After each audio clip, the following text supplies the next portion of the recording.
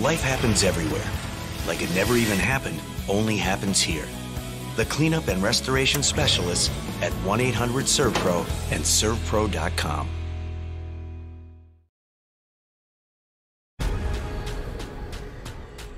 The most realistic online racing sim ever made. This is iRacing. Detailed laser scan tracks, fully dynamic real-world cars, and over 50 series to choose from. 6 online world championships offering over $100,000 in annual prizes. This is the original esport racing game. This is iRacing.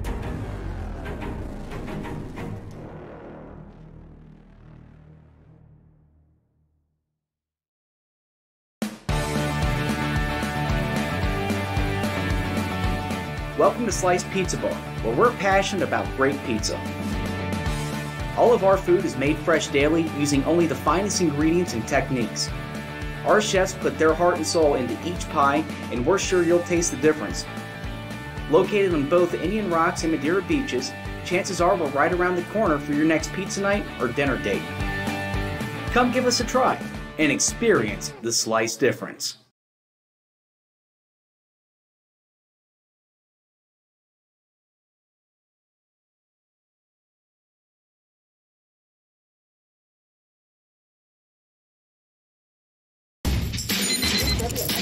Every day in business starts with a number. Output, productivity, efficiency, all measured in numbers, because data drives decisions. And if fire or water damage strikes, the numbers for your business can slow, or even stop. Unless you know this one, 1-800-SERVPRO, the #1 choice in commercial cleanup and restoration.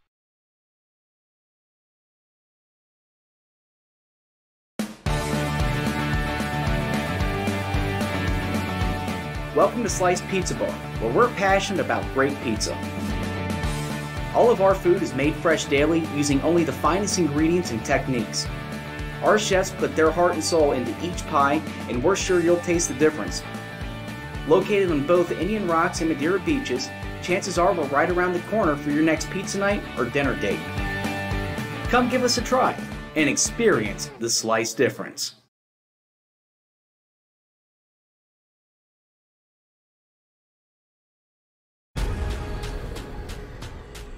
The most realistic online racing sim ever made. This is iRacing. Detailed laser scan tracks, fully dynamic real-world cars, and over 50 series to choose from. 6 online world championships offering over $100,000 in annual prizes. This is the original esport racing game. This is iRacing.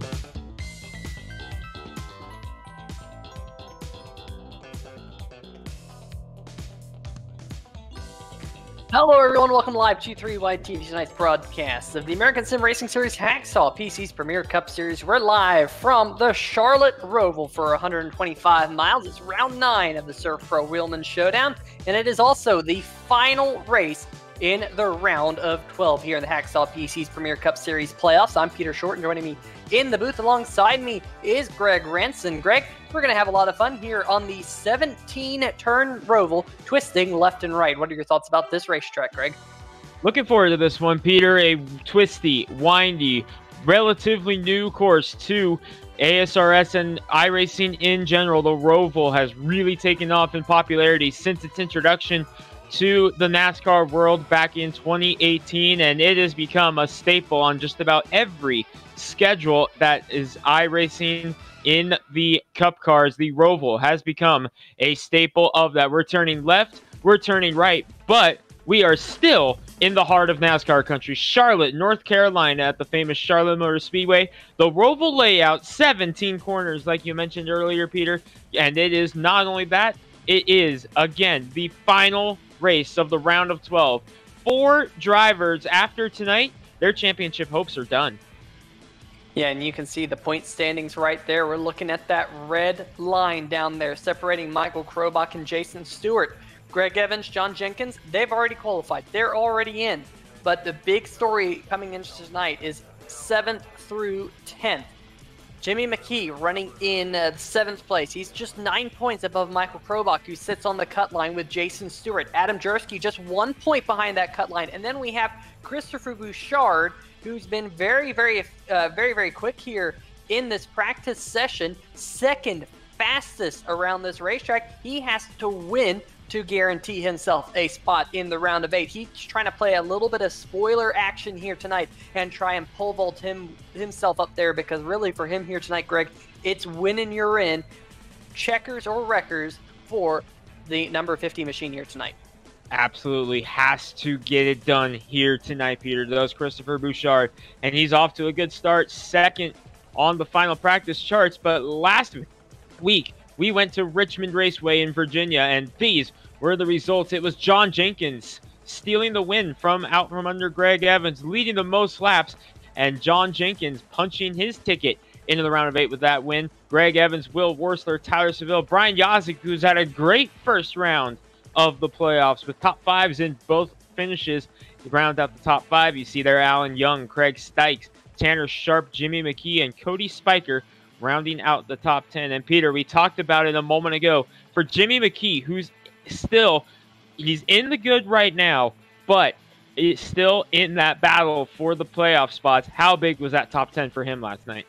Oh yeah, absolutely. I mean, it was such a strong run, and he's put together some fantastic runs pretty much all season long in that number 8 machine, the McKee Lawn Care Services race car. But you know, here tonight in the practice session, that number 8 machine, well, he was pretty much mid-pack. So, you know, some drivers just not road course drivers, and they kind of struggle when they come to these twisty, windy racetracks. And this is not an easy track at all. This racetrack has so many dips and undulations in the middle portion of the racetrack. Very easy to catch you out. Some very hard braking points as well. Very easy to lock up the tires, especially into the chicane on the backstretch and into the final corners that lead you to the start-finish line. So it's not an easy racetrack, and McKee definitely going to try and get a solid finish here tonight. As you see a couple of cars out there in the racetrack, there is Jimmy McKee working through that chicane on the backstretch and trying to straighten out the exit of that corner so we can get a good launch into NASCAR 3 and 4. But another thing, Greg, that's on the line here, this is also the penultimate round of the SERVPRO Wheelman Showdown. And Greg Evans is leading the Wheelman Showdown points by just 23 markers over Tyler Seville. Now, Greg Evans, 3rd fastest in practice with a good run here tonight. He will all but lock up the SERVPRO Wheelman Showdown. And of course, the prize for that is about a steering wheel priced at about $750. So a pretty big prize on the line, brought to you by our friends over at SERVPRO, specifically the SERVPRO of Grapevine, Texas. That's not too far from me, about an hour's drive away. And great to have SERVPRO on board, and of course sponsoring the Wheelman Showdown all season long. It is 10 races long. This is round number 9 of that SERVPRO Wheelman Showdown.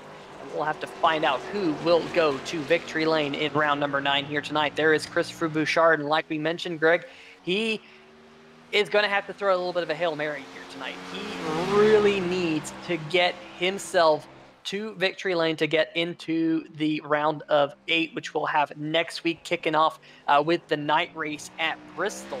But oh man, got a little bit sideways there through turn number 11 and 12, and working his way now into turn number 13 and 14 here. So NASCAR turn number 3 and 4. And then this is a very quick 15, 16, 17. This is turn number 16 right here, turn number 17 right there. It's a 17-turn racetrack here, Greg, and it goes by in quite a hurry. 1 minute, 20 seconds or so. Tyler Seville, 1:19, but look at that lap time. Christopher Bouchard goes top of the board, a 1 minute 18.308. That's exactly what the doctor ordered for that number 50. It is, Peter, almost a second quicker than the rest of the field. Second place, Doug Mullins, 1:19.040. But going back to the SERVPRO Wheelman Showdown for just a second, because there is a huge headline going on right now, developing situation on that. Greg Evans, the points leader in that SERVPRO Showdown, needs a good run to essentially lock it up. He just dropped out of the session in qualifying. He has not rejoined the session yet. Greg Evans, already through to the round of 8, doesn't have a concern there, but points leader in the SERVPRO Wheelman Showdown, which is one race left after this, needed a good run to lock it up, dropping out of the session, not back in yet. Woody Mahan also dropped out. He is back in. Still no sign of Greg Evans. We're keeping an eye on that as we roll on in qualifying. There you see Will Worsler, who was fastest in practice. He knocked Christopher Bouchard off late in this one, but he completely missed the chicane there, Peter.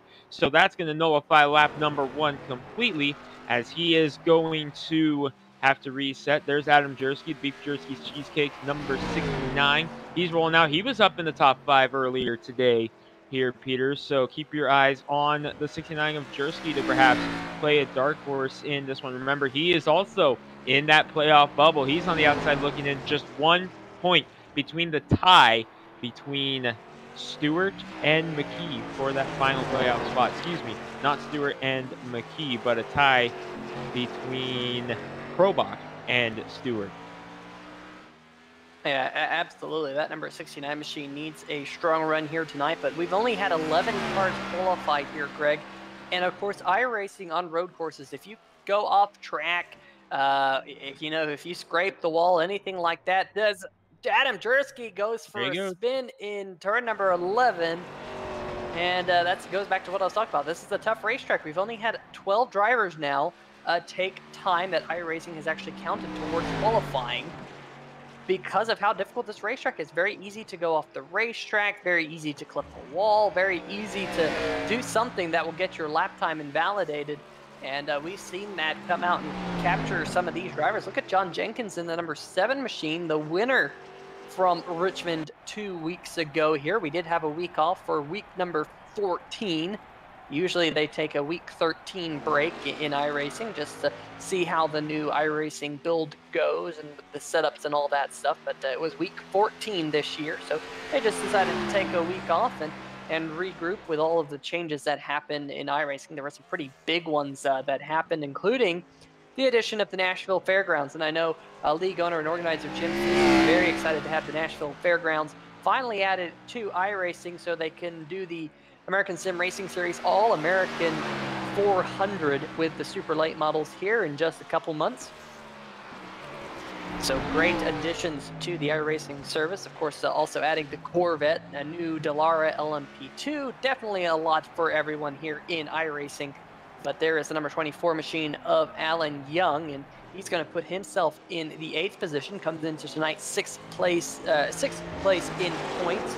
He is about 18 points above the current cut line. No, to take that back, he is only about 9 points above the current cut line, 11 points, somewhere around there. So I'll tell you what, going to be interesting to see exactly how everything's going to shake out here tonight, Greg, because we're going to have some very strong battles for drivers trying to get their way into the top 8 positions to make it into the playoffs next week. Absolutely, Peter. And you see Woody Mahan on screen. Remember, Mahan was the last man out in the playoffs earlier today. It came down to him and Christopher Bouchard for that final playoff spot at Daytona, and it wound up going to Bouchard. But Mahan still out there. He's still looking for that win He's not letting the fact that he missed the playoffs discourage him as he goes 8th at a 1:19.716. Still Bouchard up front by 8 or 7/10 of a second still, Peter. So it is going to be hard to beat that number 50 as he knows he needs to get it done with a win tonight. That's his only shot, and he is proving that he is here to play, laying down a monster of a lap. As you see, Doug Mullins, two-time winner in the Throwback Series, which returns to 3Y TV next Thursday night, this coming Thursday night. Big one, a special race added to that one, Bristol on the docket here. So make sure you set your calendars for Thursday night at this same time for the Throwback Series race brought to you by Boswell's Country Roads Harley Davidson. Going to be a spectacular show there. Yeah, and I'll tell you what, it is definitely going to be an interesting one here tonight. Now, one thing that was interesting about this week, Greg, in regards to qualifying, all season long, we have seen essentially open qualifying for these races. It was basically an entire practice session that acted as doubled up as qualifying. Well, here tonight we have a closed qualifying session, and I'll tell you what, it is going to be interesting. Trouble the Garage, the number 2 championship leader, Greg Evans, has not made it on track here in the Midwest Simulation Spotlights pole qualifying. Another thing I was going to mention, not only is this a closed qualifying session, but we also have a sponsor on board. Midwest Simulations jumping on board this week for the Spotlights pole qualifying.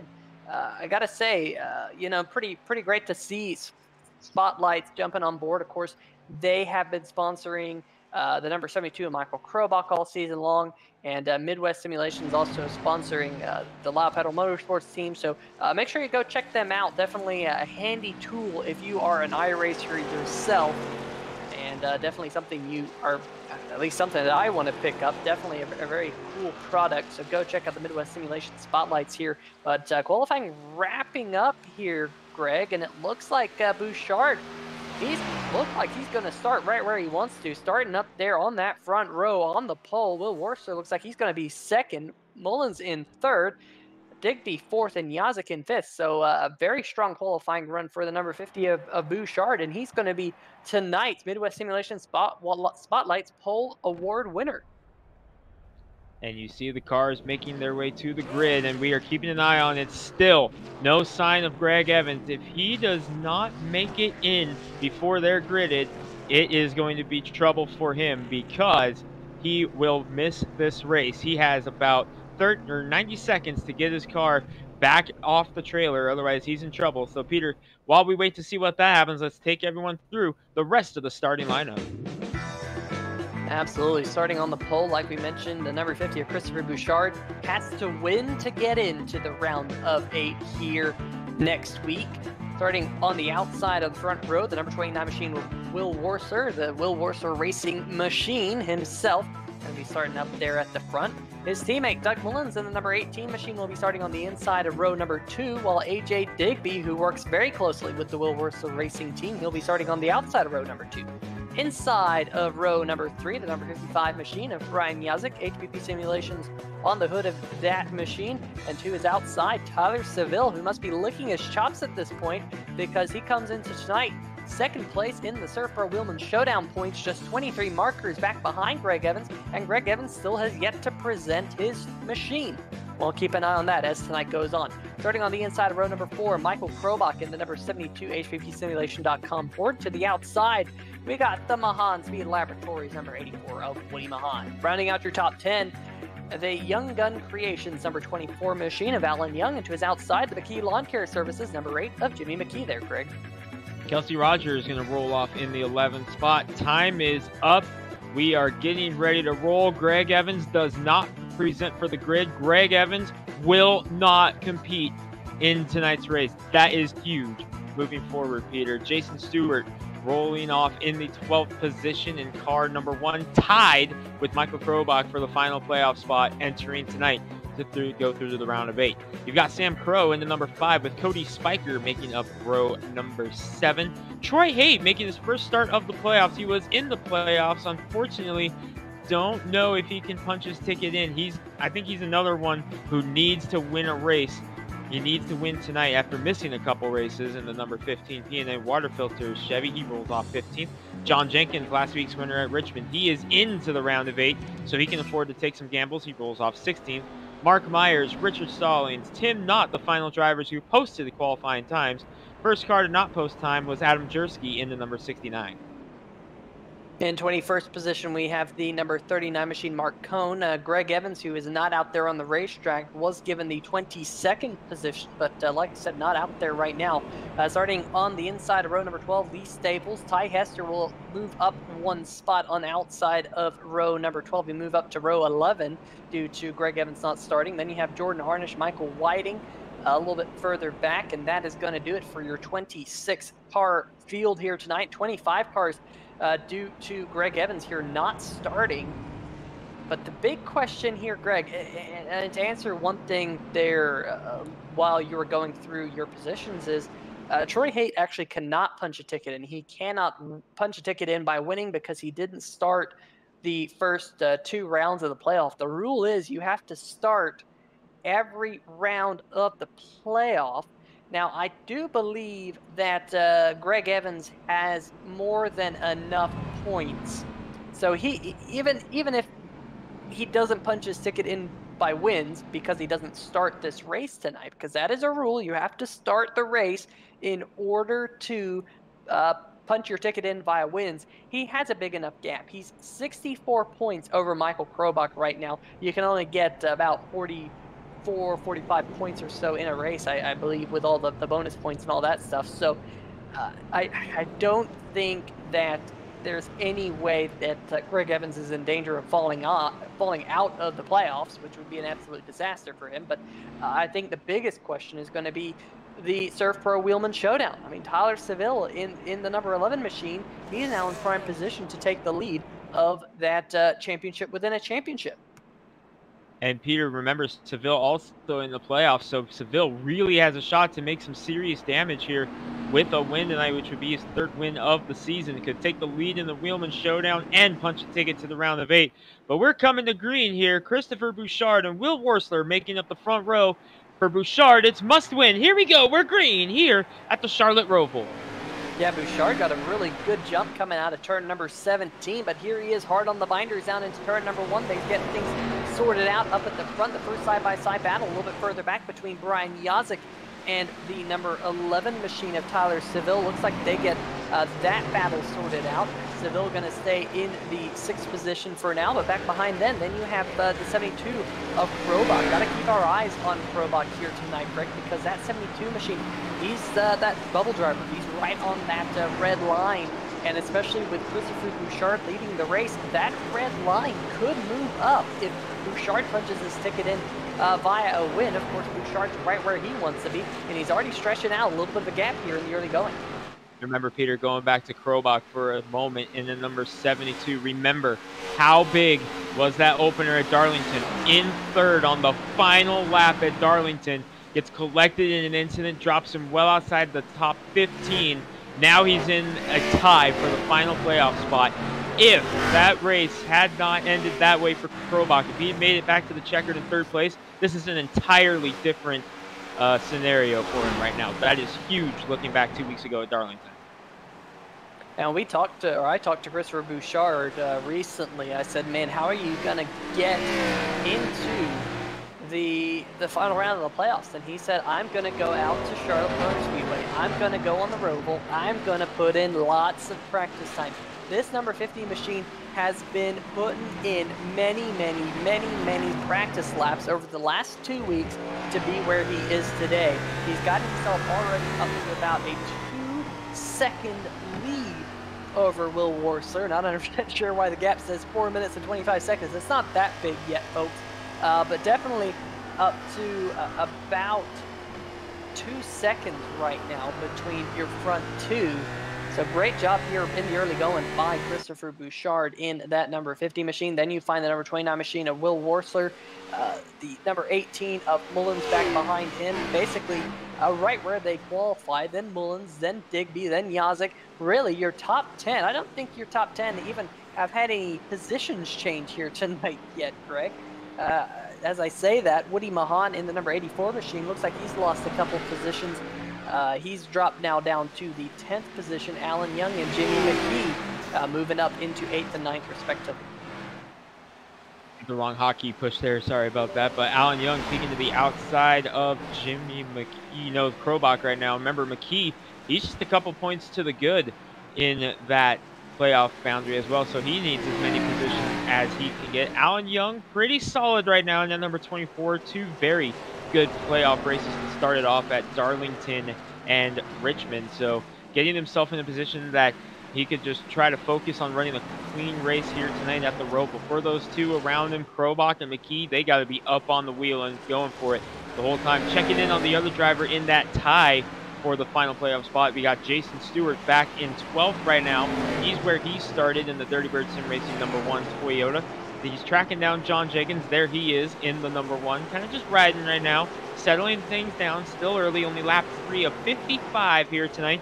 Clean race, no mistakes is the goal for Jason Stewart, and ultimately you just got to get in front of that number 72 car by the end of the night for Jason Stewart. Right now it's Krobach by 6 positions over Stewart. We'll keep an eye on that throughout the night, as there you see Krobach coming through this very chicane, and this, Peter, is a problem spot for several drivers here throughout the course of practice and racing, and just racing at the Roval in general. That chicane has been the problem spot for a lot of drivers over the years. Oh yeah, absolutely. In fact, Sam Crow in the number 5 machine almost had an issue coming out of turn number 12, the chicane on the backstretch. Jim Foose in the chat saying, and Evans attended this event. He practiced and was entering qualifying when his connections dropped. That constitutes an attempt. So we hear it from league owner and official Jim Foose saying that Evans will make it in via wins. Jonathan Holstein, of course, was in the chat also saying that the winner must maintain a win to DNS of 1 or higher.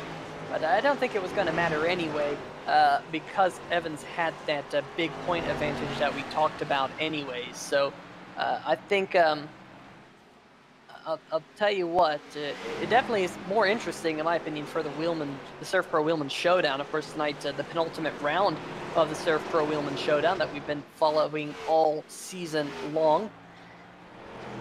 But we'll have to see whether or not Evans makes an appearance at some point in tonight's race. Definitely not what we want to have, what he wanted to have happen. We have had a car, however, the 04 machine of Mark Myers, lap number 3. Unfortunately, unable to get a replay of Mark Myers in the 04 machine, but I can describe to you what happened. He locked up the brakes going into the bus stop and came up on a slow number 41 of Tim Knott. Made some evasive maneuver, hit some of the very, very sizable curbs. The front end of the car went skipping up and over some barriers and ended up inside the safer barrier on the inside of the back straight chicane. So Mark Myers has pulled the 04 machine to the pit lane, and it could be day done for the 04 machine here in the early going. Keeping an eye on the biggest movers of the race so far. The biggest mover is the number 69 machine of Adam Jersky, the Beef Jersky's cheesecake machine. I'll tell you what, so far, Adam Jersky here, Greg, with a pretty good showing, but I wonder what cheesecake he's got baking for us this week. Well, Peter, if you're like me, you like mixed berry. It's summertime, the summer's coming to an end. Mixed berry, you throw it together, but you just get a hodgepodge of different summertime colors, red, blue. You throw in some lemon, you get some yellow, and you can even get creative with it and throw some sprinkles on it. So that's why this week we're debuting a new segment, the Greg Rent's Cheesecake of the Week. This week, Unicorn Cheesecake. That is this week's Cheesecake of the Week, brought to you by Beef Jerky Cheesecake and Adam Jersky. So that is tonight. Stay tuned next week for more on the next week's Greg Rent's Cheesecake of the Week. Well, there you have it, folks. We got a quick peek of the number 1 machine of Jason Stewart. He went for a brief spin coming into the back straight chicane. There you see it. Definitely just barely locked up those rear tires and was able to get it woed up before hitting the wall there. In fact, did he even lose a position when that happened? I don't think he did. I think he... I take that back. Looks like he did. He lost a couple of spots to... yeah, I lost a spot to Jersky and Sam Crow, but all things considered, no damage done to the #1 machine of Stewart, so he will carry on. And Greg, you know, we haven't really mentioned this here tonight, but this race is an endurance race. 55 laps around this racetrack. No cautions here tonight, folks. We'll have local yellows, but no full yellows around this racetrack. So we won't see the safety car hopefully all night long, but you basically have to be picture perfect for over an hour around this very difficult road course. And that is a difficult task, Peter, as, you know, there's a guy in this broadcast booth right now. Won't name names, but there's a guy in this broadcast booth who had a very, very difficult outing on 3 White at the Roval not too long ago. I'm not going to mention any names. He likes cheesecake. I'll give you that clue. But very difficult outing in a legend car here on 3Y TV. Normally, I would say catch the replay, but go ahead. You can go ahead and skip that particular one if you would be so inclined. Meanwhile, Chris Bouchard in the number 50 is not having a bad night at all. He is 4 seconds ahead of Will Worsler right now, clicking laps away. Plenty of space between them, just settling it down.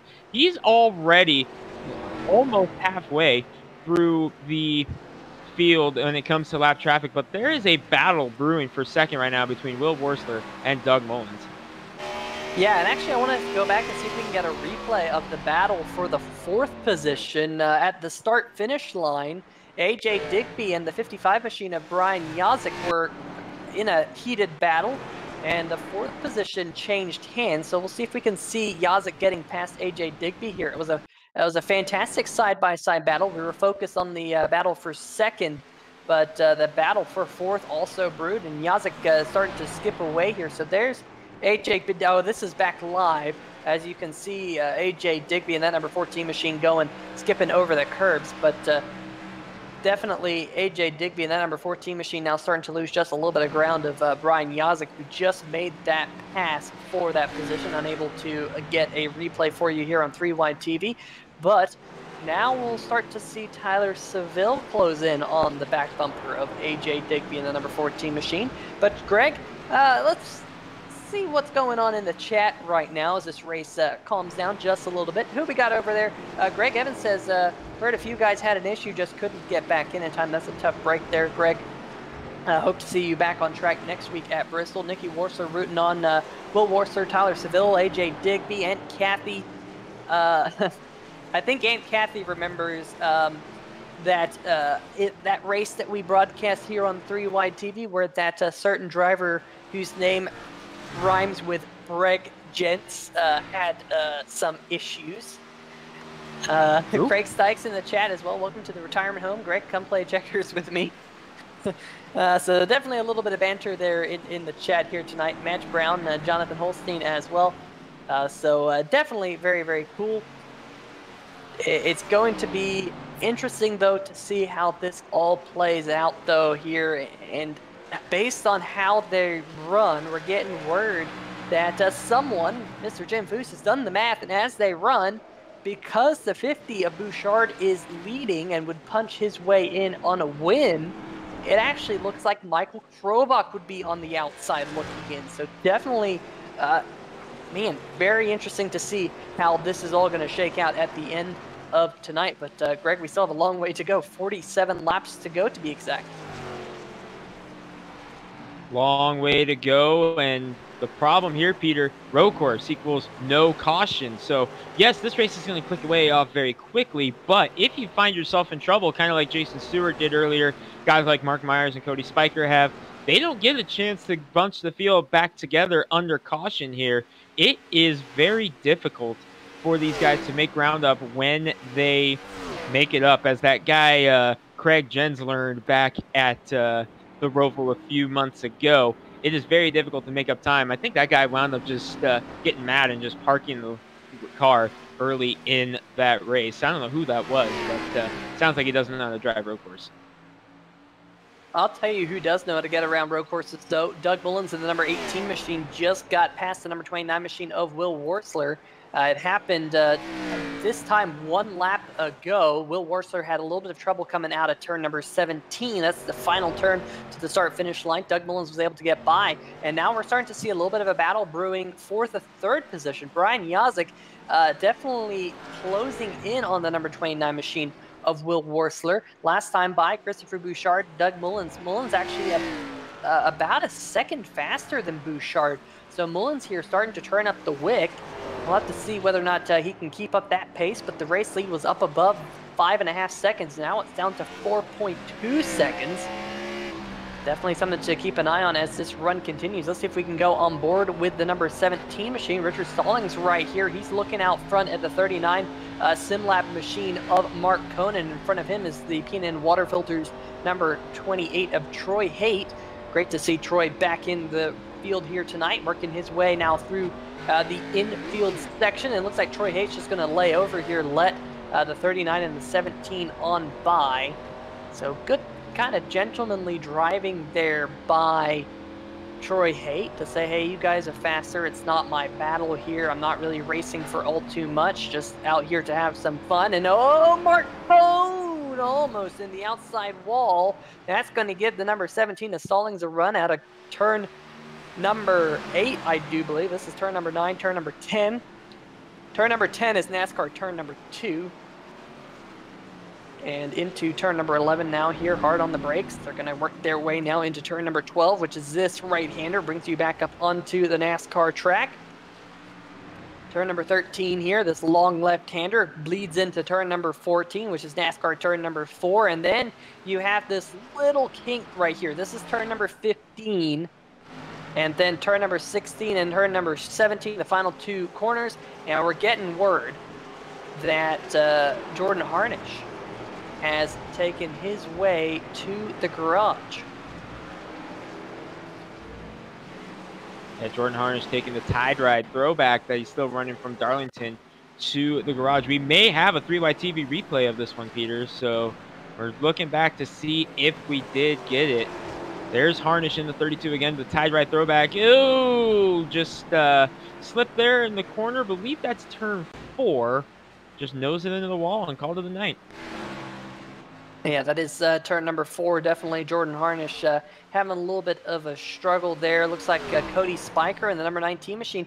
Didn't mention him. Of course, Spiker had that top 10 last week in the Slice Pizza Bar Richmond 200.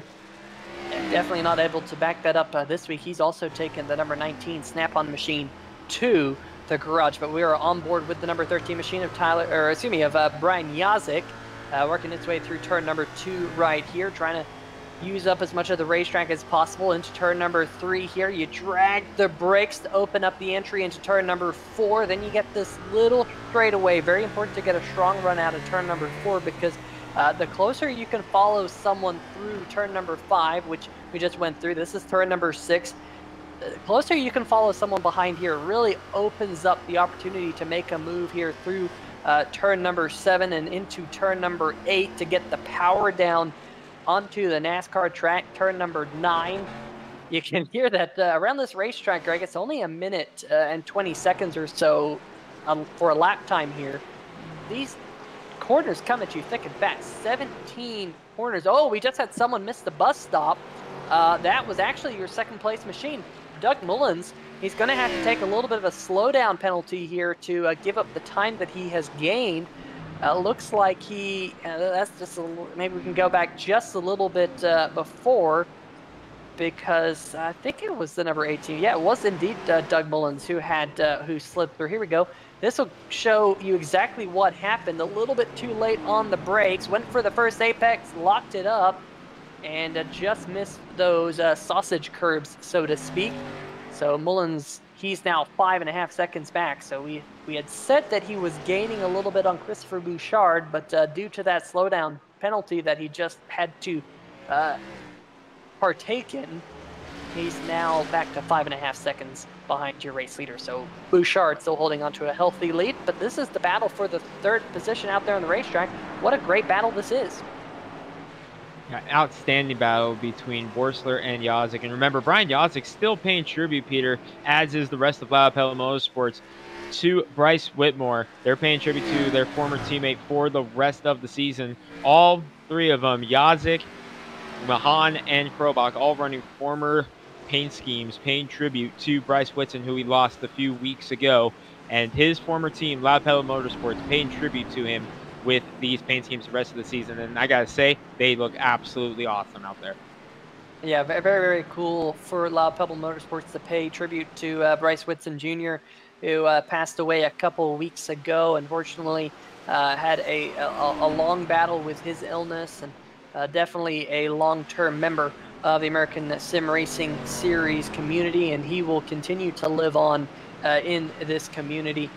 Multi-time winner, champion here in the American Sim Racing Series.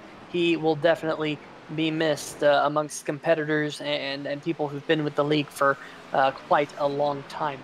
Meanwhile, that battle for third position not calming down at all, with the number 55 of Yazik all over the back bumper of the number 29. They get a little bit squirrely there coming out of turn number 4, and now again back into turn number 5 and 6 right here. And Greg, one thing I think that's a little bit interesting, and one thing I was expecting to see here tonight, is a lot of drivers get really close to the turn number 6 wall. I'm not really seeing that as well as this one right here, the turn number 8 wall. It seems like those corners on this racetrack are very critical to your lap time, and we'll have to see exactly what Christopher Bouchard is doing, because from the time that I've spent here around this racetrack, now it's easier said than done, but getting as close as you can to the turn number 8 wall and the turn number 6 wall, just they really allow you to roll the center of the corner, get back on the throttle early. But I don't see some of these drivers attacking those corners as hard as I expected they would. Here we are on board with your race leader, so we'll see what Bouchard does and see how he's attacking this racetrack. Very good apex there through turn number 1, gets out to the wall, able to bring the car down to the apex in turn number 3, and a little bit of a shallow entry here into turn number 3.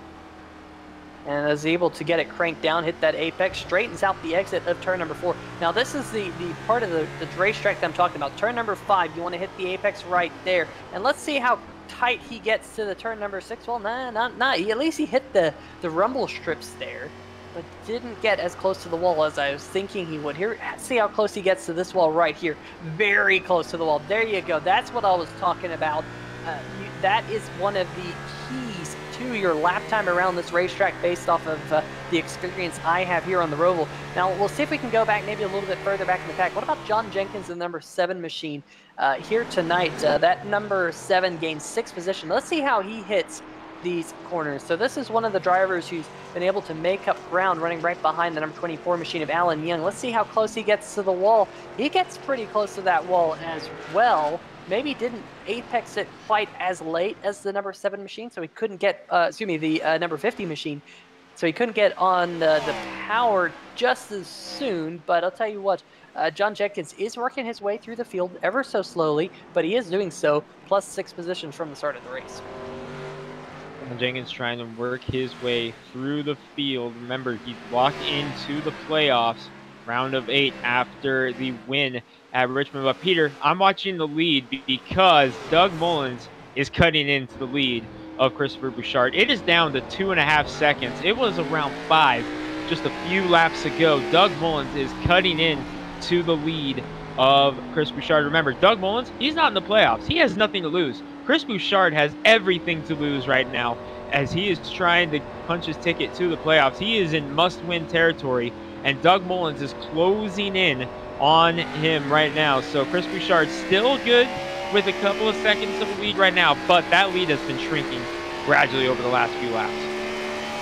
Yeah, it almost looked like the number 18 machine took out a pretty big chunk of it last lap, 0.8 of a second. You can see right there at the bottom of your screen, and you can definitely see the back end of that number 50 machine getting ever so closer. The FXR Pro Fish number 50 machine of Bouchard so far has led every single lap here in the first 16 or so laps. Will be 16 laps this time by, actually starting to catch up to the back of the number 36 of Ty Hester. Did Hester have a little bit of a moment there? He did.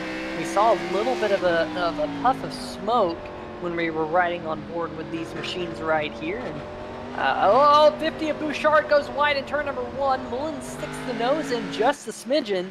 He's going to back out of it there. That's a wise move. You don't want to end up wadded up here at this point of the race, Greg. There's still plenty of laps for Doug Mullins to come up and make this pass for the lead. But Mullins here definitely just eating away at the number 50's lead. I'm wondering if maybe Bouchard went through his tires a little bit too fast. Can definitely see the number 50 of Bouchard had a little bit of a moment there again, working through turn number 7, turn number 8, and now on to NASCAR, turn number 9 and 10. Mullins is going to get a big run coming out of the corner, and Mullins here going to take the race lead. No, 50 says not so fast. They're side by side, and the 50 machine locks them up. They're both going off the racetrack there. Looks like Mullins is going to get a little bit of a slowdown penalty, and Christopher Bouchard still going to hold on to the race lead. I'll tell you what there, Greg. Bouchard doing a little bit of drifting through the corner. That is trying to fight for your playoff life right there from Bouchard. Look at him use the curb to point himself back in the right direction. Doug Mullins had to go off and cut the course to avoid getting a penalty there or running into Bouchard. But we've seen this before out of Chris Bouchard, burning the tires off in a hurry. So he is trying everything he can to hold on. Doug Mullins, he's still searching for that first ASRS Premier Series victory, trying to hold on and get around Bouchard. Chris Bouchard, fighting for his life, has led every lap thus far, but that big advantage he had is gone. He is just waiting for a chance to come in and get those 4 Dr. Feelgoods and get going. But remember, Peter, tire limits are in effect. Bouchard has to be careful when he takes his pit stops because only a certain amount of tires on the pit road right now for that 50 car. Yeah, I expect these drivers to try and make it to the halfway mark before coming down pit road. That will be around lap number 27, lap number 28. So still about 10 laps on the tires. As look at 18 of Mullins late on the brakes, and Mullins again locking up. He's going to go through the chicane on the backstretch once again, so he's going to get that slowdown penalty. And now he's falling into the clutches of his teammate Will Worsler and Brian Yazik. This could be a 4-way battle for the race lead before all too long, Rick. This is great stuff here at the Roval.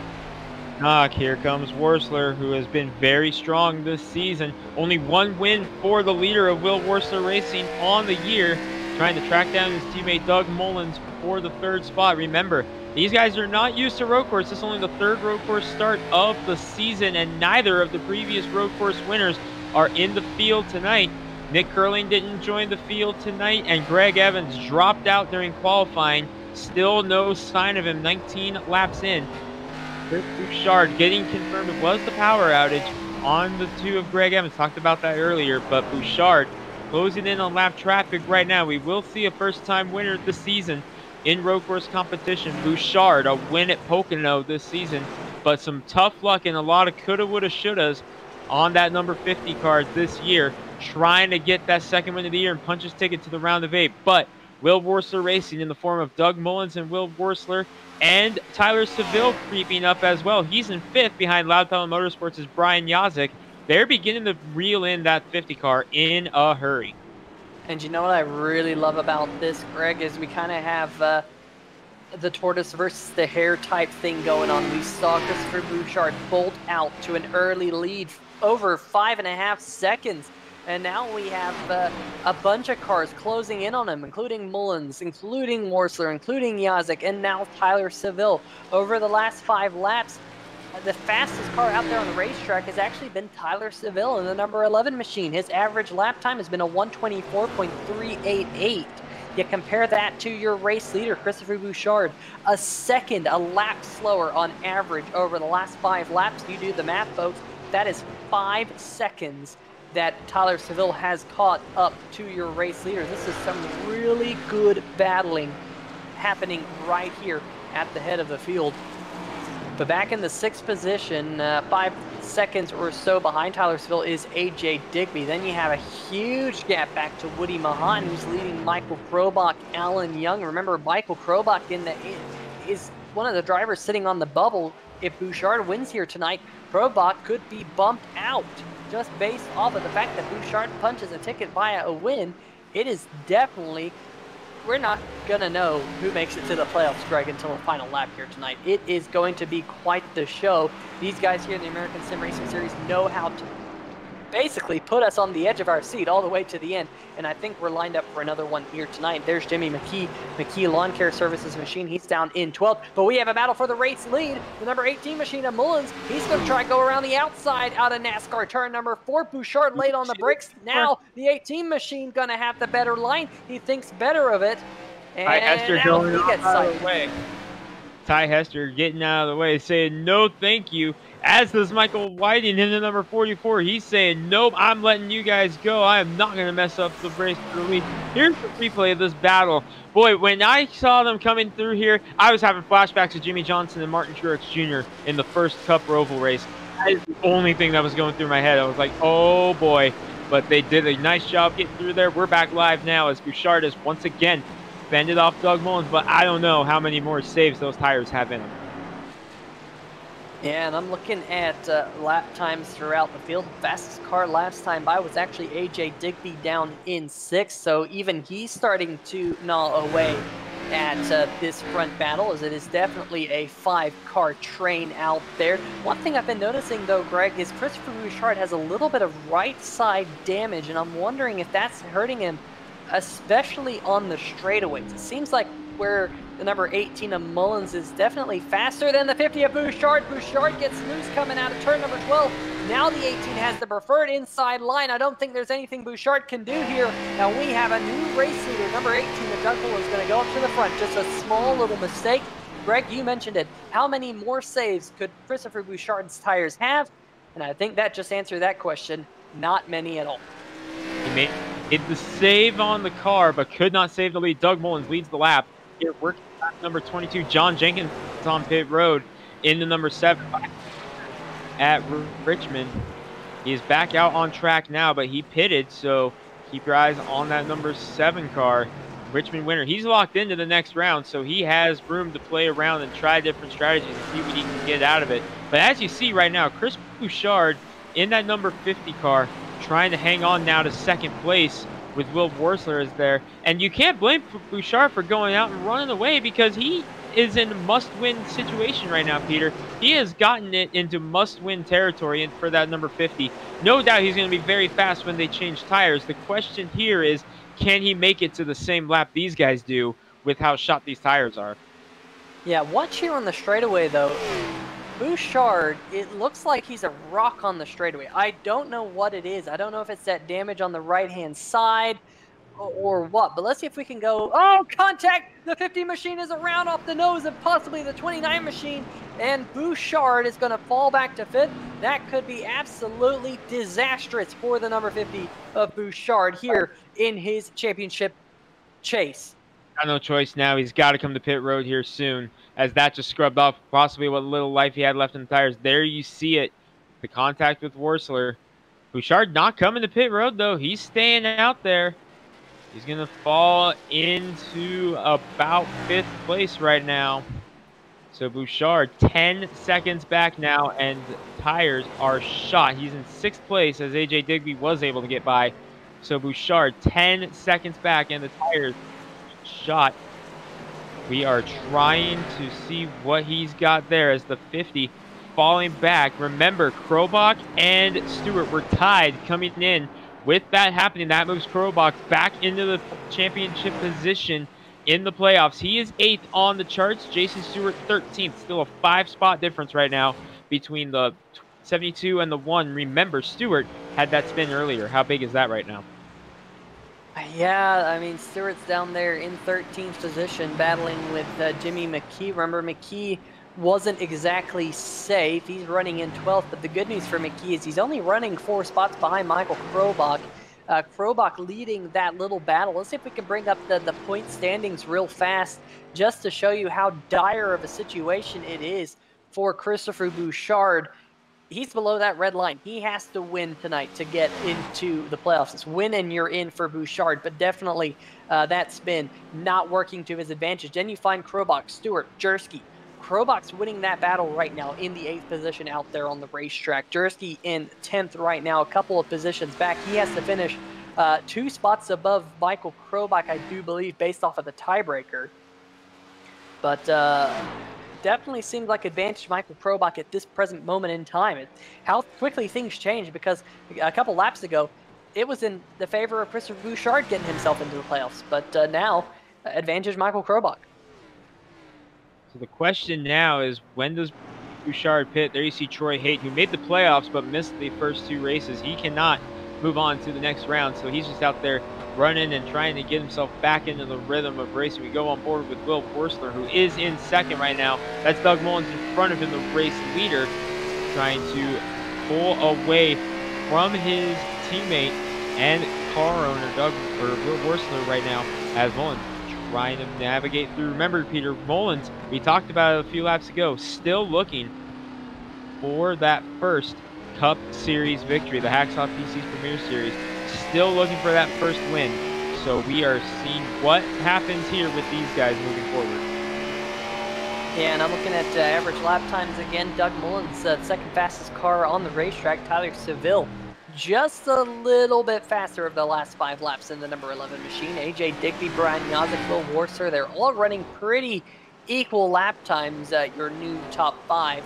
But Christopher Bouchard, yeah, he's absolutely bleeding here, Greg. He needs to come down pit road now, 4 seconds behind AJ Digby. There he is. In fact, I think he's had another excursion with the outside retaining wall, that right side of that machine looking just a little bit more damaged. I saw some sparks come out of that number 50 machine a lap or 2 ago. So Christopher Bouchard, unfortunately, it seems like his championship possibly unraveling here in this middle stage of this race. That man right there, though, Doug Mullins, clean racetrack out front, a little bit faster over the last few laps than Will Warser. That race lead now up to 2.8 seconds. Then it's the second back to Yazik, and then Seville. Like I've been mentioning, Seville's been closing in on Yazik, so that battle for 3rd position might be a good battle here. In fact, let's see if we can pan to that battle right now, because Seville closed in a little bit on Brian Yazik in the braking zone. I thought he might make a lunge on him, but he thinks better of it here and is going to wait another lap. But Greg, we mentioned that I expected to see pit stops around halfway, and we're only about 3 laps away from that mark. Yeah, we're coming in. We're closing in also on halfway, Peter. We're about 2-3 laps away from the halfway point of this race, so it's clicking away pretty quickly here like we expected it to. Doug Mullins has opened up now a 3-second lead over Will Warstler, his teammate and car owner. Checking again in on Christopher Bouchard. He's still out there, but has lost another few seconds. Now 12 seconds back to Bouchard. We're keeping our eyes on him because he needs to win this race to punch his ticket to the playoffs. And the way that just unfolded may have been the death blow for him. The good news is we know how much speed he has in that number 50 car on fresh tires. Here we go. Pit stops opening up, as I believe we heard Woody Mahan on pit road in the number 84. Yes, we did. The teammate to Brian Yazik and Michael Krobach. He is on pit road now in the number 84 Mahan Speed Laboratories Ford Mustang. Yeah, that Lob Pedal Motorsports number 84 machine going to come down and get 4 fresh Goodyear tires with 30 laps to go. Now he has to go 30 laps to the end on those tires. Here comes Kelsey Rogers in the number 34 machine down. He was running just outside the top 10 in that number 34. But this battle now for the 3rd position, it's really heating up here, Greg, because Tyler Seville all over the back bumper, the number 55. That is huge, Peter. Remember, we're keeping our eye on Tyler Seville because he can take the lead in the SERVPRO Wheelman Showdown tonight with a good finish. As coming in, Doug Mullins in the number 18 machine coming down pit road right in front of Will Warstler in the number 29 machine. And Greg, I'm a bit surprised by this, you know? I was expecting them to maybe make it to halfway. Maybe they could not make it to halfway here tonight. I'm looking at the racetrack's 2.28 miles. I would think they'd be able to make it 28 laps around this place, but we got a couple of drivers, including Will Warser and your race leader, the number 18 machine of Doug Mullins. They've elected to come down a little bit early. Maybe they're a little bit concerned about the undercut and how difficult it is to make a pass around this racetrack. You know, we've said it many, many times. It's an old adage of racing. Catching someone's one thing, but passing them is another. And, oh, man, Doug Mullins almost had an excursion with the tire barriers coming out of pit row, but he's able to keep it all nice and clean. Here he is back on the racetrack right now, back with the number 24 machine. So it looks like that number 18 is going to fall down to around, well, not too far back, I should say. Christopher Bouchard in the number 50, though. He's been out there on some, or he's still out there, sorry. He hasn't come down to pit yet, so he's now up into the 3rd position in that number 50 machine. So things now starting to cycle through. That is, of course, giving... Yep, here comes Bouchard, like you said, so he's going to come down and get some fresh tires. But Seville and Yazek still out there on the lap on the racetrack, still making some laps, as we are now going to be halfway this time by. So halfway this time as Seville and Yazek continue to try to pull away. Yazek leading the way, has had a fantastic round of 12, Peter. Unbelievable run for Brian Yazek Bouchard. Slides into his pit stall, getting those 4 fresh Goodyear tires to get back out there, but Yazek and Seville continuing to lead the way right now through this pit stop cycle as Yazek leads in his Ford with Seville in the Chevy right behind him. Seville can capitalize the SERVPRO Wheelman Showdown points lead with just 1 race remaining entering tonight. And remember, earlier on in that, we thought you could just put the trophy in the name of Greg Evans early on in that one as he was just rattling off win after win after win in this. Suddenly, one mistake, or not so much mistake, but one power outage later, and everything is changed in that one. Troy Haight now dropping out as well in the number 28. He just dropped out of the session, so problems for Troy Haight. Seville coming down pit road now in the number 11 from 2nd. Yeah, so that's going to leave the 55 and Yazek, the only car out there on the racetrack. And Greg, I'm looking at lap times right now, and some of those guys on the fresher tires, they're lapping 4 to 5 seconds faster than these drivers out there like Brian Yazek, who have yet to pit. So definitely a huge time delta between old tires and fresh tires, and Yazek trying to use these tires for everything they've got, and I'm sure we'll see him on pit road before all too long. One driver who just had an excursion with the tire barriers was Ty Hester in the number 36 machine. Went for a spin coming out of turn number 4 and almost having another issue there coming out of turn number 12, and almost having an issue there going through turn number 13 and turn number 14 as we see the number 24 machine on pit road. Same thing with the number 72 of Krobach. So we'll have to see how everything all plays out, because we've seen some drivers do the undercut, some drivers like the 55 electing to do the overcut. It looks like Mullins is going to be the first car in the pit cycle, but remember he has slightly older tires than some of the others, so it's going to be, once again, kind of a tortoise versus the hare type things. We got those drivers who saved their tires till maybe a little bit later and waited to pit. And then we have some drivers with early pit stops, but I'm hearing Yazek on pit road, Greg? Yep, Yazek just made the left turn on the pit road, so I believe he's the last driver that is yet to take the pit stop. So there he is. We'll see the lead go back to Doug Mullins now in that number 18, as he is coming off of NASCAR 4 right now, entering turn 16 on this road course right here. He's got his teammate right behind him. Will Wurzler right there with him. Remember, Mullins still searching for that first Hacksaw PC's Premier Series victory, and he is doing a very, very solid job. Remember, he won a road course race in ASRS competition earlier this year. That came in the Throwback Series at Watkins Glen. He won that race, so he does have a win on the road course. See if he can get it off. Oh, Wurzler sliding off the track behind him. That's going to help out Mullins a little bit there, as Wurzler, a big slide off the track, gathers it up, but lost a bit of ground. Yeah, Wurzler hit the big curving that's down there, that big blue sausage curve, and that number 29 machine was a little bit of a bucking bronco. He was able to get it wound up and was able to finally get the power for that number 29 machine to start moving forward, but definitely lost a little bit of ground on Doug Mullins. But let's see where the 55 of Yazek came out. Yazek came out, folks, currently about, let's see, where is he? He's about 11 seconds behind the race leader right now, which is Doug Mullins. So that's a pretty big gap between the number 55 and the number 18.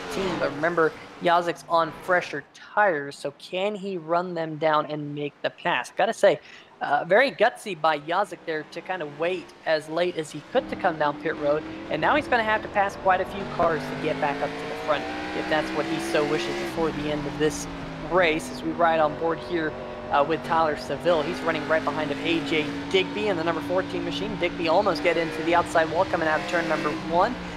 Seville on fresher tires than AJ Digby. Seville pitted just 2 laps to go. AJ Digby, on the other hand, pitted 4 laps to go. So let's see what the difference of 2-lap fresher tires can do on the number 11 Slice Porcupines machine. Of course, Tyler Seville, we've highlighted it a couple times here tonight, came into tonight's second place in the SERVPRO Wheelman Showdown. He will potentially move up to the points leader in the SERVPRO Wheelman Showdown. Greg Evans will probably get 26th place points here tonight since he is going to be credited with an attempt at the start. AJ Digby there coming out of turn number 9. Turn number 10 just going to roll over to let Tyler Seville on by. Seville definitely faster on the fresher tires. And Greg, we've also highlighted the fact that Tyler Seville and AJ Digby, they're not exactly teammates, but Digby definitely works with those Will Worcester racing machines. Yeah, we've been calling Digby a satellite driver to Will Worcester Racing in the number 14 car. Joined the series about halfway through the regular season, picked up a win in Iowa. So he joined too late to make the playoffs, but I think moving forward, you're really going to see Digby make a lot of noise in that car, the number 14, of course, working with Will Worcester Racing. Drove for Will Worcester Racing in another series that was aired on 3Y TV at one point. So that's where that relationship comes in. Tanner Sharp also in that same mix, but he's not in this race tonight. So no Tanner Sharp tonight, but Digby up there as well. As you see, Doug Mullins in the number 18, continuing to lead about 1.5 seconds now over Will Worcester. So as we're in the second half of this race, kind of divided into 2 leaders so far. Chris Bouchard and Doug Mullins have each taken turns about half the race up in front. So with that said, is that going to be the way the rest of the race? Or with Brian Yazik knowing he can make it the rest of the way on one or without having to come to pit road, whereas the rest of the drivers, they may have to come down pit road again. What's going to happen here as this race has turned into a strategy race? I don't know, but one thing about strategy, Adam Jersky in the number 69 machine and his beef Jersky's cheesecakes, he actually got around Michael Krobach in the number 72 machine. Remember, Jersky came in tonight just 1 point behind Krobach, and now he finds himself 1 position ahead. That is worth 1 point. We could be looking at a virtual tie for the playoff cutoff between Jersky and Krobach. Jason Stewart came in tonight tied with Krobach. He finds himself down in the 14th position, about 13 or seconds behind Krobach. So definitely he's still not out of the picture here as we're now into the final half of the race. But Greg, why don't we potentially go through the field here, starting with the number 18 machine of Doug Mullins, who is your current race leader right now in the Slice Porcupines machine. There he is, holds on to a 1.3 second lead. Definitely a strong, kind of a strong middle half of the race, you can say. I mean, didn't have the best of starts, lost about 5.5 seconds to Bouchard, but slowly but surely picked that up. And now Mullins finds himself as the race leader by 1.3 seconds over his teammate, the number 29 machine of Will Worcester, who rides in the second position, just out of the camera shot. There he is. Will Worcester, you know, probably a little bit upset about that contact with the number 50 machine. I don't think he meant it by any means. It just was one of those things. A car got loose in front of him. But since, doesn't look like any damage on that number 29 machine, and he's trying to close in on Doug Mullins. Pretty solid race for this man right there. Running in the 3rd position, rounding out the top 3, it's a 1-2-3 for Will Worcester Racing. Tyler Seville right there. Been a solid run for him. Started down in the 6th position, now up into 3rd. Keeping that number 11 machine car clean here tonight. And Greg, very, very important. I mentioned early on in the race that this is like an endurance race. This is not an easy racetrack. No cautions. These drivers have to be on edge for all of the laps here tonight, all 55. And Tyler Seville definitely showing us how it's done. He definitely has a little bit fresher tires than some of the cars in front of him as well, so that might play a factor before the end of the race. Behind him, AJ Digby still holding on to the 4th position. Brian Yazik, however, has caught him Remember, Yazik has the freshest tires out of all the cars inside the top 5. But AJ Digby put together a pretty solid race. No major mistakes out of Digby. He was pretty strong there in the last half of the green flag run. So maybe he's one of those drivers just electing to save his tires just a little bit. And maybe we can see him make a late charge before this race is over. Brian Yazik down there in the 5th position, rounding out the top 5. The HBBSimulation.com Ford. He is solidly inside the playoffs. Came into tonight 4th place in points behind Evans, Jenkins, and Seville. But, like I said, another solid run for him here tonight. Had a solid run back when we went to Darlington. Was able to sit on the podium and top 5 last week in the Slice Pizza Bar Richmond 200. So a little bit of momentum here for the number 55 machine, rounding out your top 5 there, Greg. And then you find Christopher Bouchard in the number 50, and we've been monitoring him the entire race, Peter, because we knew his mission objective entering tonight: win and get in. He is in must-win territory right now with the way the first 2 races have gone for him, and he is just trying everything he can. He looked very, very strong in the first few laps of this race, leading around 20 laps. But boy, ever since that slide and going for a spin while running second, it has been a tough fight back for Christopher Bouchard, and he's going to need some luck to get himself back in. Might not be done yet. Ooh, just a little bit too far there. That's going to cost him just a hair of a time, but not a whole lot. But he's 14 seconds back, trying to wheel, and then we know he has a lot of speed in that number 50 car. The question is, how long can he withstand it before he runs out of time? Next up, you find John Jenkins in the number 7 Richmond winner, who's kind of off sequence with the rest of the field, as he pitted well before the rest of the field, but he could afford to play around with that, Peter, because again, winner at Richmond last week, he's in the next round of the playoffs, the round of 8, as he won again at Richmond, so he can afford to take some gambles here and try some different stuff and see if maybe he can steal one and get a lot of momentum going in that number 7 car. Hey, moving Greg, into the round of 8. sorry to cut you off, but we have a battle for the 4th position between Brian Yazik and AJ Digby. Yazik gonna take that spot going around the outside of that number 14 machine. Oh, AJ Digby, huge slide there coming out of turn number 1. Great save, quick hands out of that number 14 machine. Let's see if we can go back and see they were side by side there through turn number 16 and 17. We'll go back a little bit further. Looks like Yazik just got a run to the outside coming out of turn number 12. And definitely a very strong pass here into turn number 16 here, Greg. So Yazik able to get up on Digby. We're taking another look at the 3-wide TV replay.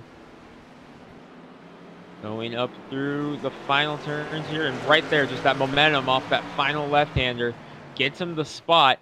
Digby comes fighting back, but right there, Yazik able to get back in front. And there's the slide out of Digby, which cost him the track time there. So Yazik, who has had an outstanding first round of the playoffs, Peter, another top 5 run for Yazik right now, and we know he can make it the rest of the way.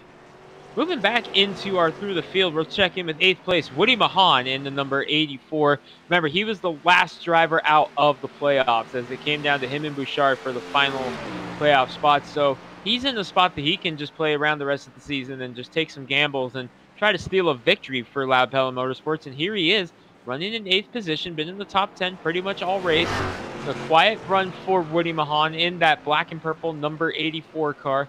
And he is having another solid race here, Peter. So, with that said, he is moving into the 8th position. Adam Jersky in the number 69 in 9th place right now.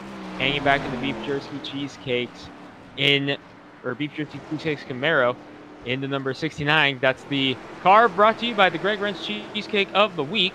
Up 11 spots right now from 20th to 9th. Solid top 10 run for him. Meanwhile, rounding out the top 10 is Krobach, the final car in the move. There's the graphic again. Love it. Love having the Greg Rentz Cheesecake of the Week graphic. Krobach in the number 72, tied for that final playoff spot moving in to this race. He's ahead of Stewart right now for that spot, but trying to hold on to Stewart is just 3 spots back. That's your top 10, Peter. Yeah, and gotta highlight Jersky and Krobach. So I was thinking that, you know, due to the fact that the number 72 machine has the most top 5s over the season, that he'd have the kicker. But I stand corrected. Jim Foose correcting me in the chat saying that the playoff picture is really decided upon what happens in this one round. Adam Jersky picked up a top 10 a few weeks ago at Darlington. He finished 10th. He finished 11th at Richmond. Compare that to Michael Krobach, who finished 13th at Richmond, 16th at Darlington. 0 top 10s in this round of the playoffs. Of course, that might change here tonight.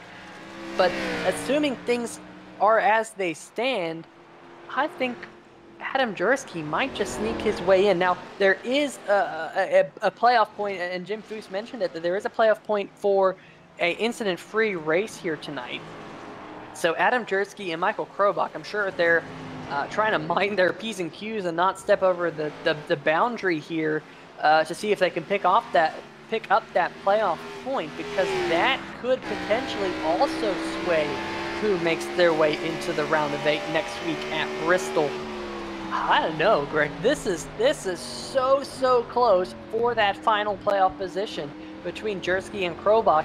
And I'm looking at their last lap. Krobach was about 0.3 of a second, 2 to 0.3 of a second faster than Jersky. So he is closing in here just a little bit with 17 laps to go.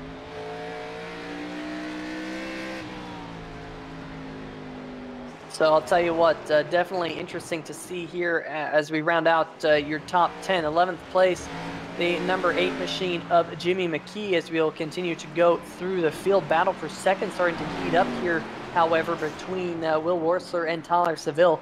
I'll just mention Jimmy McKee, one of your playoff drivers, running down in the 8th position. Solid run for him here tonight. Alan Young, another playoff driver, down in 12th. Jason Stewart trying to make his way up into the round of 8. He's running in 13th. Mark Cohn back in the field here tonight in the SimLab machine. He's down in 14th. Kelsey Rogers currently the last car on the lead lap, but he is on pit road in the number 34 machine, so not quite sure if this was a scheduled pit stop or not, so he will fall 1 lap down in that number 34 machine. But we go back up to the front. That rounds out your top 15 here tonight. But the number 29 machine of Will Worsler, he's got to be watching his rearview mirror here, because the number 11 of Tyler Seville is but there right behind that Chevy Camaro. Those Will Worsler Racing teammates running 1, 2, 3 there, Greg. So the Will Worsler teammates 1, 2, 3 right now, and Doug Mullen's still searching for that first Hacksaw PC's Premier Series victory, but his teammates Will Worsler and Tyler Seville both reeling him in now, Peter, as Brian Yazek hanging back there about 8 seconds behind this all right now. He's 9 seconds back of the leaders, or the race leader, Doug Mullen. So he's back there a ways. Right now it's shaping up to be a 3-car battle between Will Worsler Racing. The question is, can they go the rest of the way on this one, as Kelsey Rogers has put it behind the wall. Big slide out of Doug Mullins there through turn, I believe, number 6, and he hits the wall coming through there. That's going to be huge for him, because that's going to bring Worsler right there, and now that car is going to be messed up. Remember, we've talked about it, how aero-sensitive these Gen 6 cars are. Here's another look at it, Peter. Yeah, here we go, coming through turn number 6. There's that big slide. Here we go into turn number 7. Just washes out of the racetrack just a little bit, and bam, you see that he just pancaked the right side of that number 18 machine. And you'll see it here on the camera, just a little bit of damage to that race machine. I think that's going to give an advantage to the number 29 machine of Will Worsler. Worsler's got to run. Here comes Worsler looking around the outside. Now he backs off, ducks back in behind the number 18 machine. Of course, plenty of time. 15 laps to go this time by for Worsler to try and take the race lead. But Seville in that number 11 machine, he's caught the number 29 machine. We got a 3-car battle. All Will Worsler Racing machines going for the checkered flag here tonight. Worsler trying to reel it in. Doug Mullins has been trying so hard for that first Hacksaw PC's Premier Series victory. He's got Worsler, a former winner this season. Tyler Seville, 2-time winner this season, trying to get up there. And Seville, remember, is going for the lead in the SERVPRO Wheelman Showdown as well. A great run for him. Could catapult him above Greg Evans. Right now, he's in position that he would be able to take that points lead moving in to the final race of that, which is coming up here later on 3Y TV. So keep your eye on Tyler Seville, because he can not only lock in a spot in the round of 8, he can take the lead in the championship within the championship as well. John Jenkins on pit road in the number 7 for his final pit stop. Yeah, we said that that number 7 machine was on a little bit different strategy, but here we go, back up at the front. The number 29 machine of Will Worcester going to dive to the inside. Doug Mullins coming into turn number 11. New race leader, the number 29 machine of Worcester's going to get himself up to the front. And Greg, could that be that right side damage on the number 18 machine there, paying dividends for the 29 of Worcester? I think it is, Peter, as here comes Worcester. Taking a look at the 3-wide TV replay.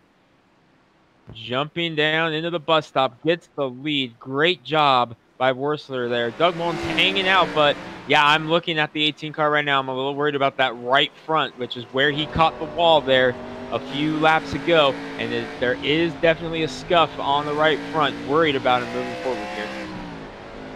Yeah, so now the number 29 machine going to get a little bit clean air on the nose. Fastest car this last time by the number 55 of Brian Yazik, but he still finds himself about 7 seconds behind your race lead with just 14 laps to go. He's going to have to be a little bit faster to run down this train of cars, but he does have a little bit fresher tires as well. But now I think we're going to see here as we ride on board with the number 18 machine as, oh man, Worcester got a really good launch there coming out of turn number 7, but Mullins got a great launch coming out of turn number 8. Now we'll see how important is that right side damage, and you can see it there, Greg. The 29 machine shot out like a cannon. We saw this earlier with the 50 of Bouchard. Remember when Bouchard had that right side damage there earlier in the race, and the number 18 of Mullins was all over his rear end? It looked like the 50 had a parachute out the back. Well, now it looks like the 18 has a parachute. Will the 11 of Seville be able to challenge? Looks like Mullins is going to let him on by, because I think Mullins realizes, I'm damaged. I don't want to put up a fight. I'm going to let my teammates by. I think he knew he was a little bit of a sitting duck, and we will have the 11 and the 29 now battle for the checkered flag here with just 13 more laps to go around this racetrack. Remember, we've talked about Chris Bouchard in the number 50. He had several coulda, woulda, shouldas that got away from him throughout the course of the season. Doug Mullins is in that same category, Peter. There's Bouchard in the number 50. He's in 6th right now, 18 seconds back. He has lost ground since the last time we checked in. His only shot is if he tries to go the rest of the way and can get around Brian Yazik. The problem is Yazik is 12 seconds ahead of him right now. So it is going to take a miracle at this point for Chris Bouchard to be able to get up there around Yazik. The reason we say Yazik is he's the only driver that we know can make it the rest of the way on fuel. The Will Worcester Racing teammates, Worcester, Seville, and Mullins, they are cutting it very, very close right now as Mullins trying to come back at Seville there, but Seville able to get away. But Tyler Seville into number 11 up to 2nd. Needs a good run to take the lead in the SERVPRO Wheelman Showdown and to lock himself into the round of 8. So trying to get up there, perhaps contend with Will Worcester for the win. But the question again, can these guys make it the rest of the way on fuel? Brian Yazik, we know we can, and as does Bouchard into number 50. So can they do it? It's going to be really, really difficult for them to do it. I'll tell you what I've been watching, though, while we've been watching this battle for the race lead. I've been watching the number 7 machine of John Jenkins slice and dice his way through the field. Remember, he's on fresher tires, but I've also been watching the number 72 machine. Michael Krobach has been closing in on the number 69 machine of Adam Jersky. Now, he had a big lockup, and just as I had to open my mouth, little bit of commentator's curse there, because he's going to have to give up a little bit of that time gained and a little bit extra, and he's watching the number 69 machine scoot away up at the front. So any ground that he had gained on Adam Jersky, poof, it disappeared in an instant. He still finds himself a couple of seconds back behind that number 69 machine in what is the battle for the transfer in the round of 12 into the round of 8 here in Hacksaw PC's Premier Cup Series playoffs. Got to give a huge shout out to Hacksaw PC's for jumping on board and sponsoring this season. And Greg, one thing that I thought was really, really cool, earlier this week, Hacksaw PC said, NVIDIA 3000 series RTX cards.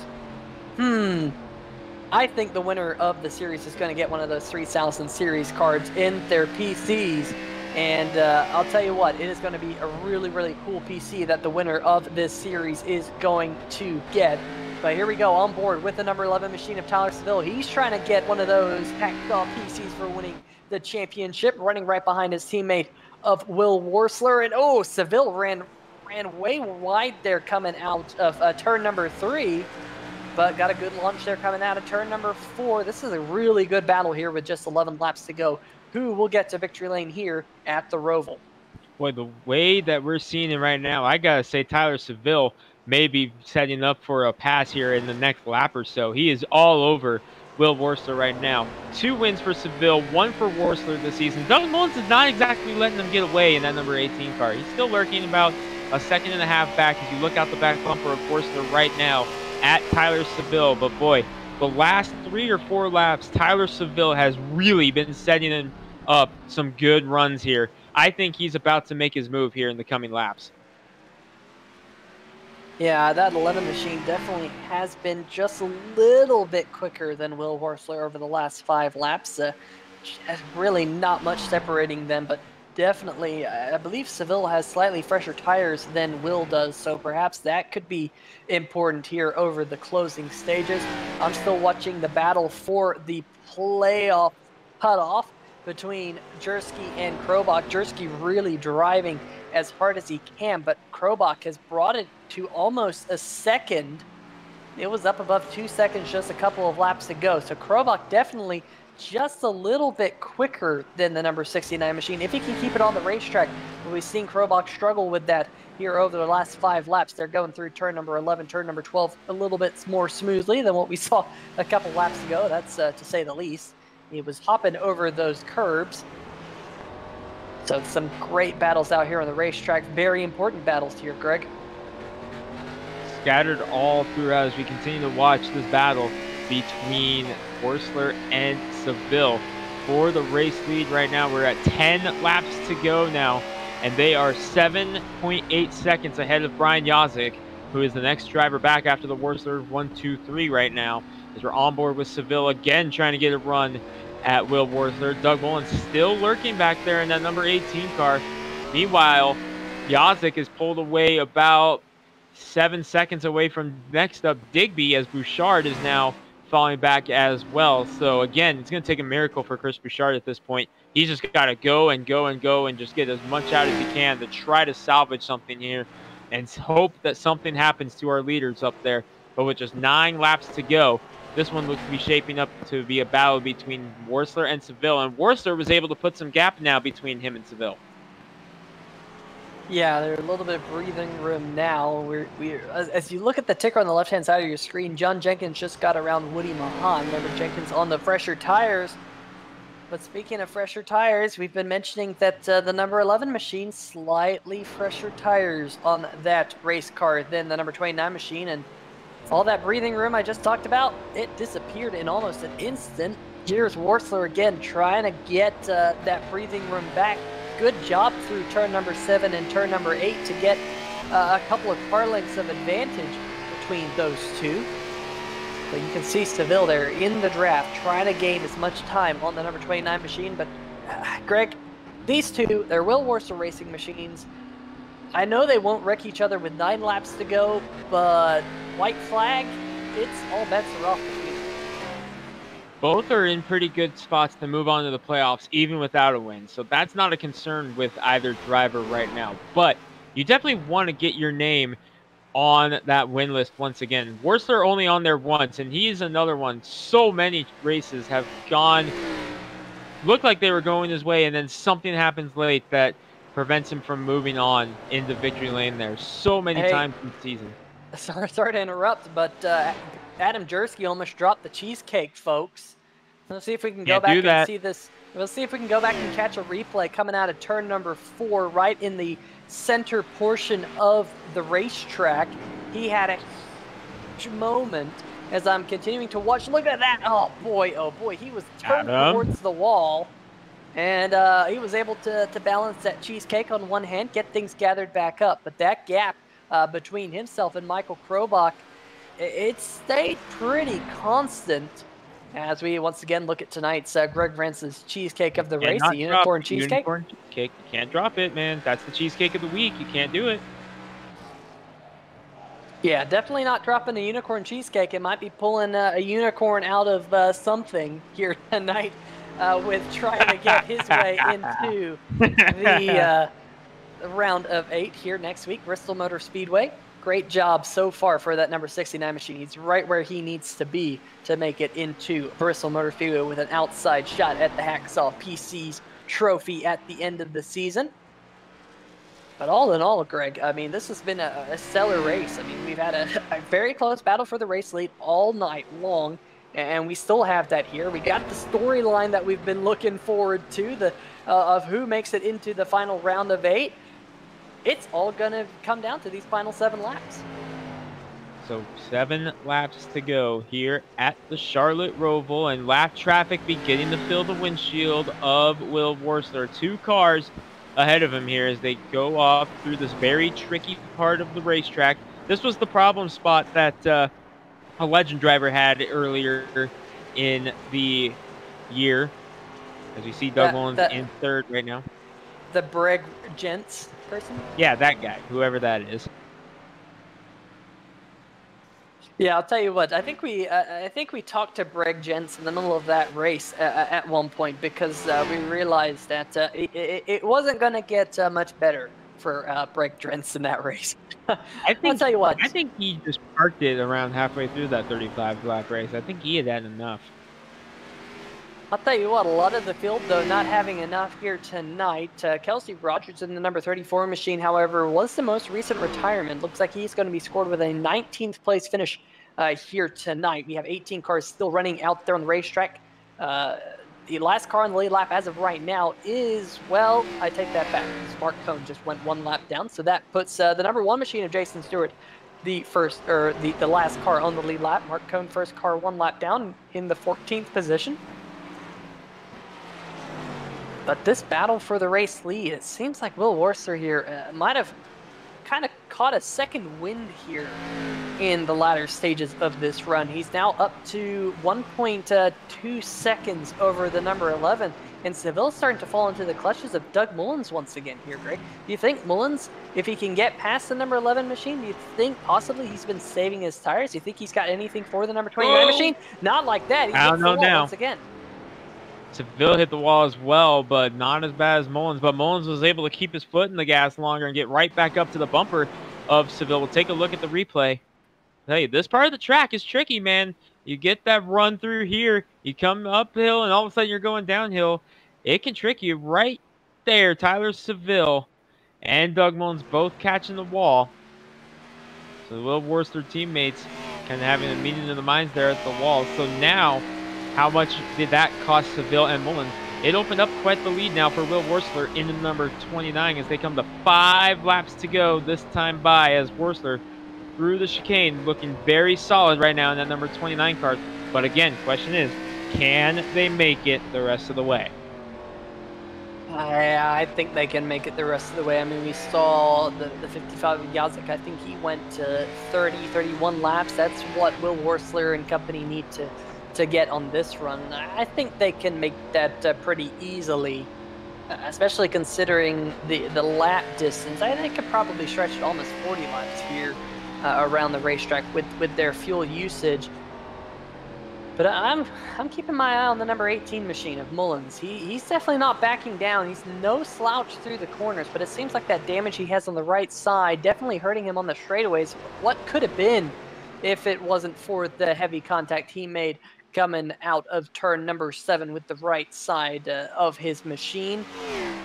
Definitely seems like that's where he's losing ground. Meanwhile, the battle for the playoffs, the battle for the 9th position, Adam Jersky, Michael Krobach, folks, it's starting to heat up. Krobach is closing in that number 72 machine. Last time by, we'll see if we can bring up those lap times.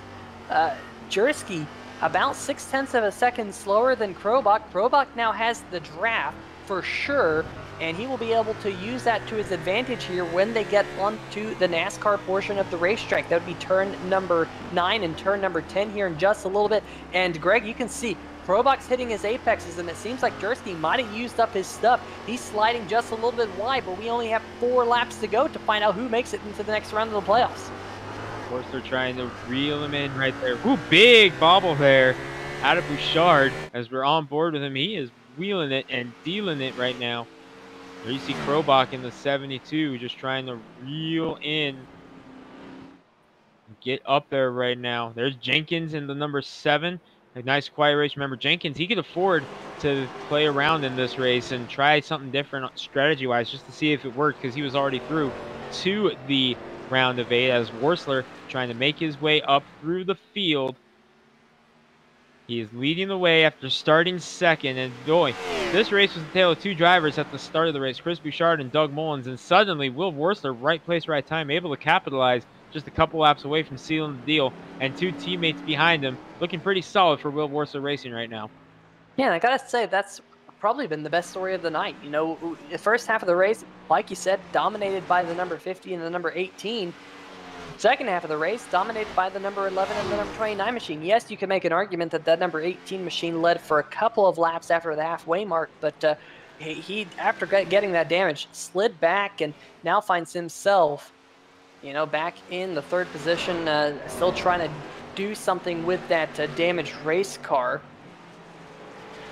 So we'll have to see if he's able to get another spot, but Will Worsler here kind of just managing the gap, Greg. That's one thing I got to say about this number 29 machine. He's got himself a little bit of a buffer back there. He just needs to manage that over these last 3 laps, and he would get himself his 2nd checkered flag of the season. He had to go all the way back to Phoenix right at the beginning of the year to find the last time the number 29 machine went to victory lane. But Tyler Seville just took a huge chunk out of that lead, Peter, going through that tricky section right there. Worsler able to open it up a little bit, but boy, Tyler Seville, he has decided time to go. With 3 laps to go, Tyler Seville is going to try to set it up and take one more shot here at Seville, or at Worsler. Oh, Michael Krobach in the number 72 machine. I've been watching this battle, and it might just be over. Michael Krobach just had a huge moment coming out onto the front stretch. Heavy contact with the outside retaining wall coming out of turn number 17. Look at this.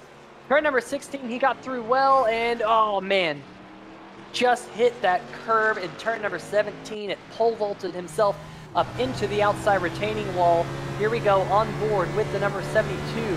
This might just seal the deal for Adam Jersey to get himself into the final, or the, excuse me, not the final round, but the round of 8 here. Oh, just couldn't get that car to turn after hitting that curbing. And now Michael Krobach coming under fire from Jimmy McKee. McKee and the McKee Lawn Care Services number 8 machine there right behind him. And you can see all that damage on the number 72 machine after that contact with the outside wall. I think that is going to do it for Adam Dursky. He just has to keep it on the racetrack here for the final 2 laps or so. But back up at the front, Will Worsler just under a second gap between himself and Tyler Seville. Seville just about a lap and a quarter to go now. Seville definitely going to have to make a late charge if he wants to win this one. Worsler in the 29, just trying to click it off for a lap and a half more. Going back to what we were talking about there with Krobach and Jersky, how big is that incident in Darlington on the last lap now, Peter? Remember, he was 3rd in that race. With that, he finished outside the top 15, and he could come up just 1 spot short, barring a Hail Mary out of Krobach. He's 3 seconds back of Jersky right now. How big is that moving forward?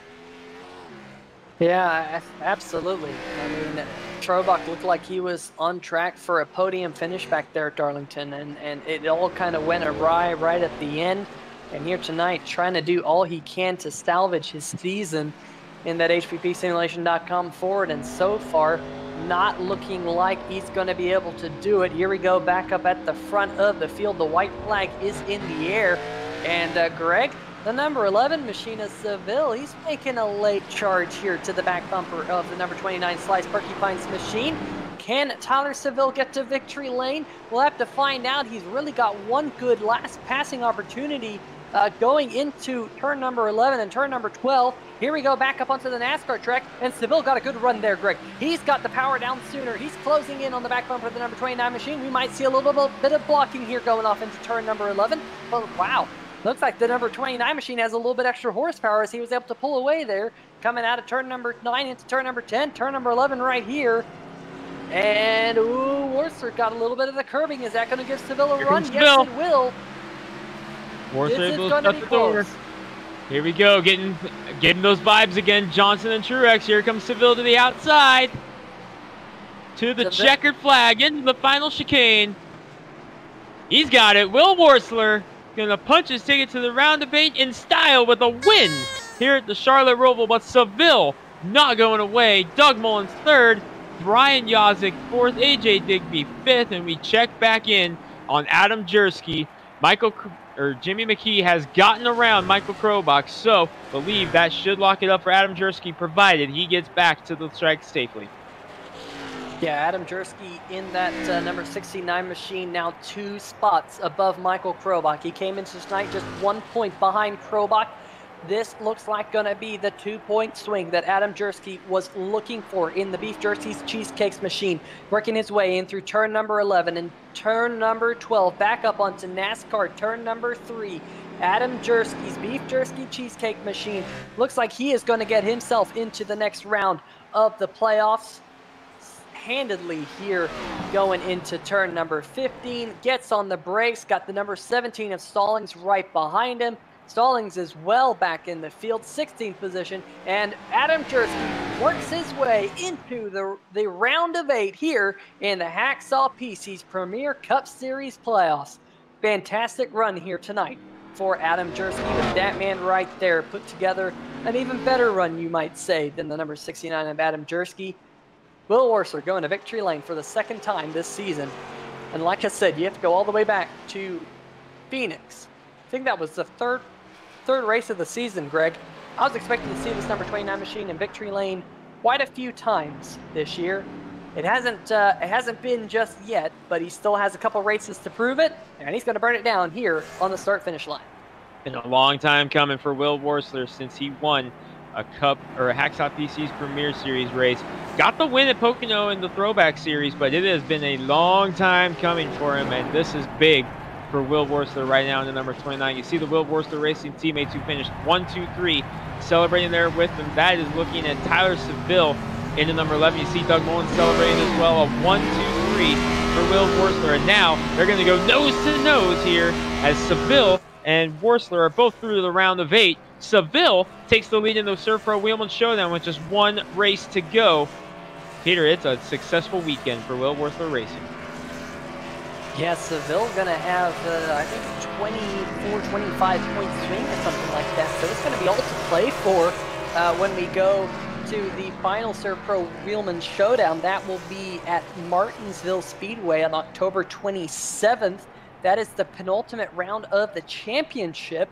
Of course, it will be 1 week later at Phoenix Raceway in the American Regardless Championship Finale 200, where we will crown the 2020 Hacksaw PC's Premier Cup Series champions. So a couple of championships yet to crown this year. Make sure you stick with us on 3Y TV, not only for the interviews that are coming up, but make sure you stick with us for the rest of the season, because we got a lot of great action. The next round consists of Bristol, Las Vegas, and Talladega. The Dirty Bird Sim Racing Bristol Night Race, the Dirty Bird Sim Racing Las Vegas 200, and the Falcon Race Rafts 250. And yes, folks, Talladega Super Speedway, the Falcon Race Raft 250, that's a cutoff race. It's going to be a fun one at the Super Speedway. I can't wait. That's going to be in 3 weeks' time. But we're going to step away for just a brief moment, line up some interviews for you, and we'll be right back here to talk more about it here on 3Y TV in just a little bit.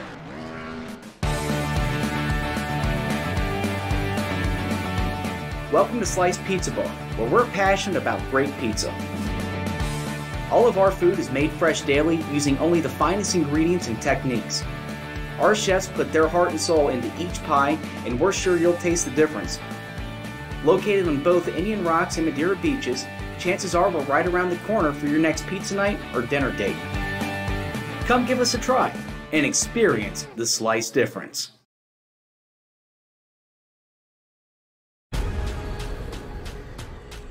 The most realistic online racing sim ever made. This is iRacing. Detailed laser scan tracks, fully dynamic real world cars, and over 50 series to choose from. 6 online world championships offering over $100,000 in annual prizes. This is the original esport racing game. This is iRacing.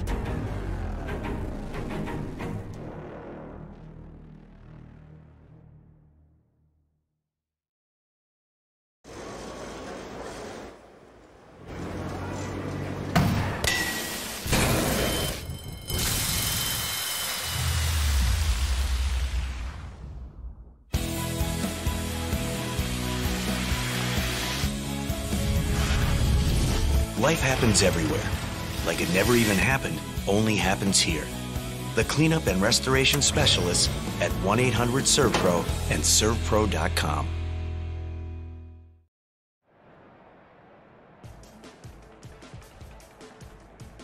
All right, folks, welcome back to Charlotte Motor Speedway. The round of 12 has come to its conclusion here in the Hacksaw PC's Premier Cup Series here in tonight's round 9 of the SERVPRO Wheelman Showdown. But we're going to catch up with the third place finisher here tonight, driver of the number 18 machine, Doug Mullins. And Doug, Peter Short here in the 3-wide TV booth. Man, really solid run for you here tonight. It looked like there in the middle stage of the race, you had the car to beat. But then some contact with the outside wall coming out of turn number 7 looked like that really derailed your night. How big of an impact was that right side damage?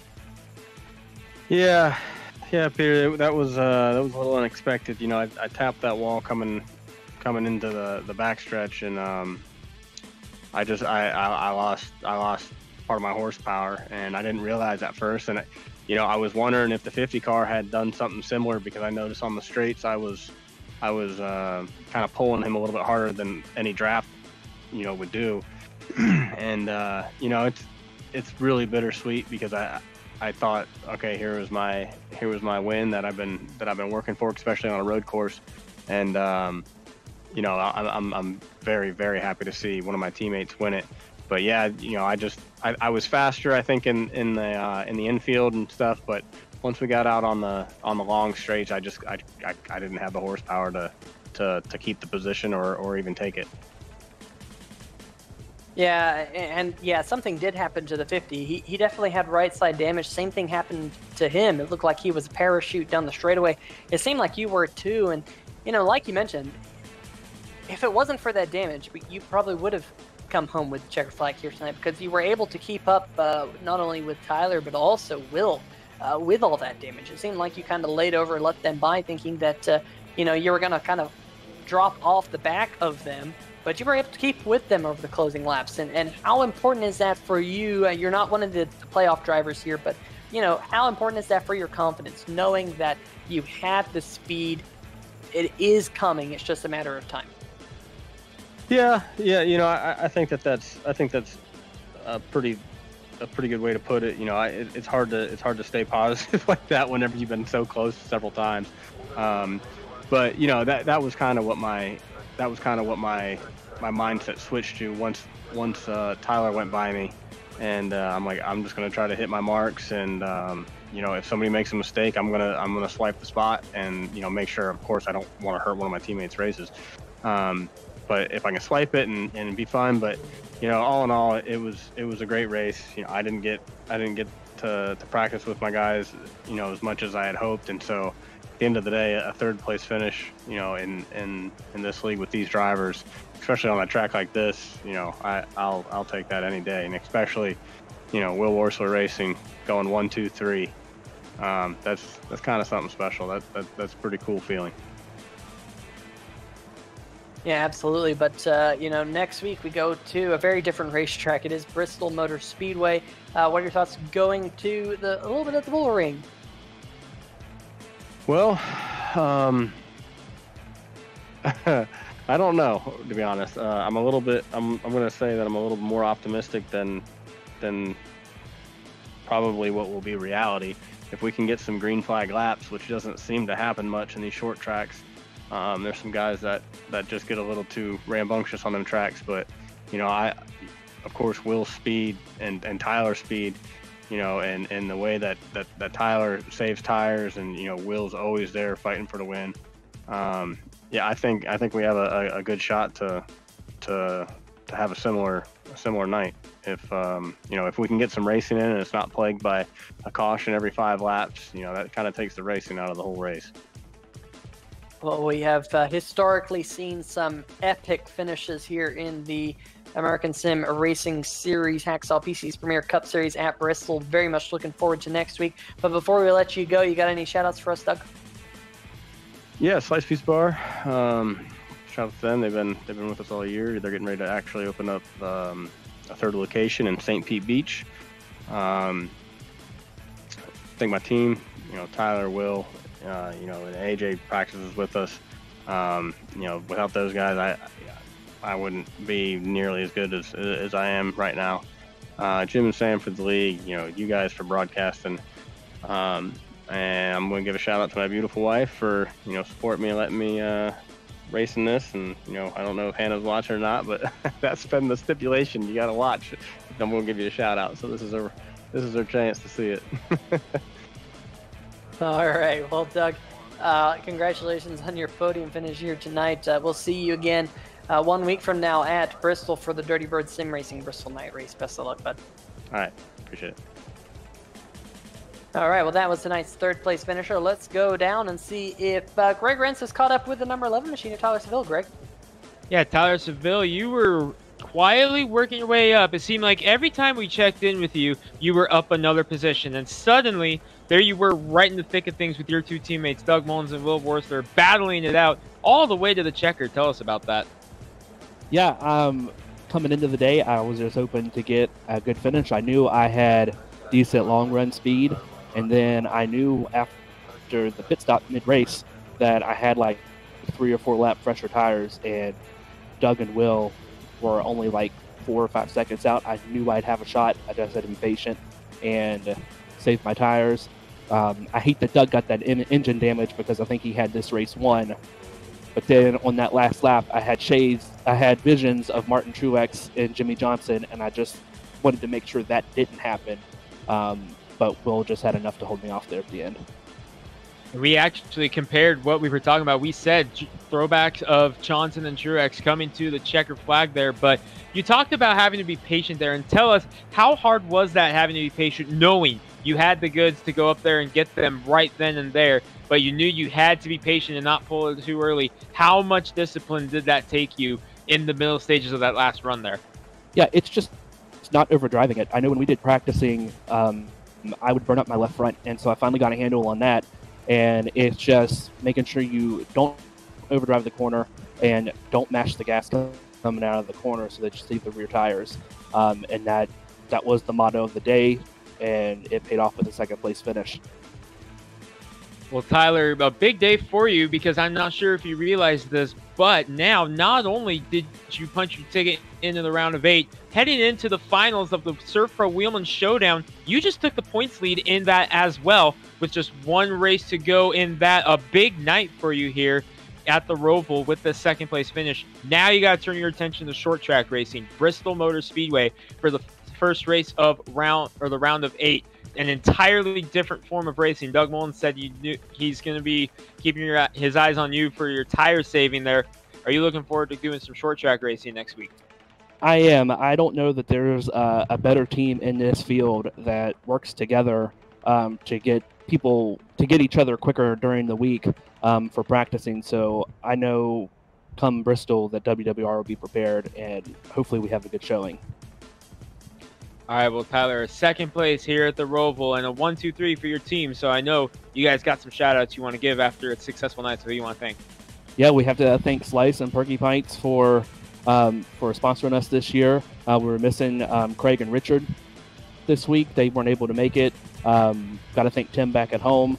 Got to congratulate AJ on a good run. And then awesome job for my teammates to pull out a 1, 2, 3. Being 16 seconds ahead of 4th place, it doesn't get much better than that. 2nd place, Tyler Seville takes the lead in the SERVPRO Wheelman Showdown and through to the round of 8. Great night for you. Congratulations. Thank you. And before we catch up with our race winner, Will Worcester, I believe Peter has caught up with the driver who led so much in the early stages and looked like he was trying to punch his ticket through. I believe Peter may have caught up with Christopher Bouchard in the 50. And that I have. Chris Bouchard, Peter Short in the 3Y TV booth. Get a copy? Yeah, I do. Well, man, you had to win to get into the next round of playoffs, and I gotta say, you threw up a valiant effort. Started on the pole, started out so strong, but like what we saw with the number 18 of Doug Mullins, who had a similar issue, made some slight contact with the outside wall, damaged up the right side of the car, and all of a sudden ended up like a parachute on the straightaway, and it seemed like that was kind of what started the snowball effect, and unfortunately wasn't the finish you wanted. But tell us a little bit about the night from your perspective. Tell us what went into this Hail Mary here tonight, because you said it, you know, a couple weeks ago, that you were going to put everything you could into tonight, and it definitely showed with your pace. Yeah, unfortunately, the first two races in this round didn't go that well, so I had to run good at the Roval, and I felt good about it. I felt good about all three tracks, but unfortunately, the first two runs were cut short before they even started, and if you think about it, I got taken out within the first 22 laps of each race in this round, so not really that happy about it. We'll go into Bristol and be aggressive. I don't have anything to lose now, and those guys have everything to lose. Yeah, absolutely. Definitely a really strong run here tonight. But, you know, looking out over the next 6 races, we have, or 7 races, I should say. We got Bristol, we got Vegas, we got Talladega, we got Rockingham, Texas Motor Speedway, Martinsville, and we ran out the season at Phoenix before the All-Star race back at Las Vegas. Any rounds stick out to you in those last 7 that you can kind of highlight and put a finger on and say, that's the race I really want to do well in? Pretty much all of them. I think Rockingham's the only one that I haven't. I don't even own the track, so I've never raced there. But like I'm good at Bristol. I was good at Vegas earlier. Talladega is a team deal, and I already got planned for that. Rockingham, that's just going to be a toss-up. Texas, I won the pole, finished second there earlier this year. I love Martinsville. I was fast there, got taken out there also. Phoenix, same thing. I was fast there. I got taken out late. So it's just going to be all about surviving to the end. And for me, I can be aggressive as much as I want now, not having to really worry about points. I can just do ridiculous strategy, trying to do whatever I can just to win. Yeah, absolutely. Of course, we saw last week John Jenkins pull that move, or 2 weeks ago, John Jenkins pulled the move to get a little bit off strategy on tire, ended up dominating the race at Richmond. I'm sure we'll see something similar out of you in that number 50 machine. But I know before we let you go, you got some shout-outs. Yeah, I got to give a shout-out to John. Hopefully he can seal up this thing for momentum. Got to give a shout-out to Jordan Berry. He really good team owner for us at Momentum. He puts his heart and everything into the team. I got to also thank FXR Pro Fish for coming on board as my primary sponsor for the rest of the year. I also got to thank Sports Diesel, Lucas Oil Racing TV, and Race for Autism. Also got to thank you guys for broadcasting all these races. I'm going to be really interested to see what happened on lap 22 of this thing. I can tell you that. I can't wait to watch the replay. It's like the last 3 weeks. Yeah, absolutely. Well, Chris, we're going to let you go, and maybe we'll get to talk to you next week at Bristol. Should be a good one. Best of luck there, bud. Yeah, either I'm winning it or ending in the infield care center. All right, well, you heard it here first, folks. Checkers or records for Christopher Bouchard here tonight, coming up just a little bit short. But I believe Greg Rentz has caught up with tonight's race winner, the number 29 machine of Will Worsler. Greg. Yeah, Will Worsler, a great performance here tonight. We've talked about it on the broadcast so many times. You've been up in the mix for the win, trying to get up there and get it done. Just so many times you come so close. You finally do it here in the final round race of the round of 12, punching your ticket to the round of 8. Congratulations, my friend. Appreciate it. Thank you. Well, tell us about that race, because the second half was an absolute domination by your team with you, Tyler Seville, and Doug Mullins up there, 1, 2, 3, battling it out for the lead. Tell us about that battle, first with Doug, then with Tyler.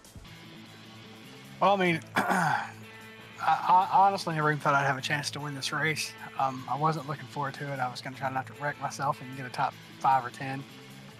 And I saw how fast Bouchard was pre-race and then qualifying, and he jumped out to like over a 6-second lead over me and Doug. And you know, I mean, it looked like his race, and I don't know why we caught him or what happened, but we did. And I know he won't believe it, but I feel awful about what happened. I mean, I don't know whose fault it was or what happened. I just know that they're in the chicane. You know, I watched the replay, and I got back to the gas way sooner than him. Wasn't expecting it to happen, and I hit him again. I think I hit him, you know, last race.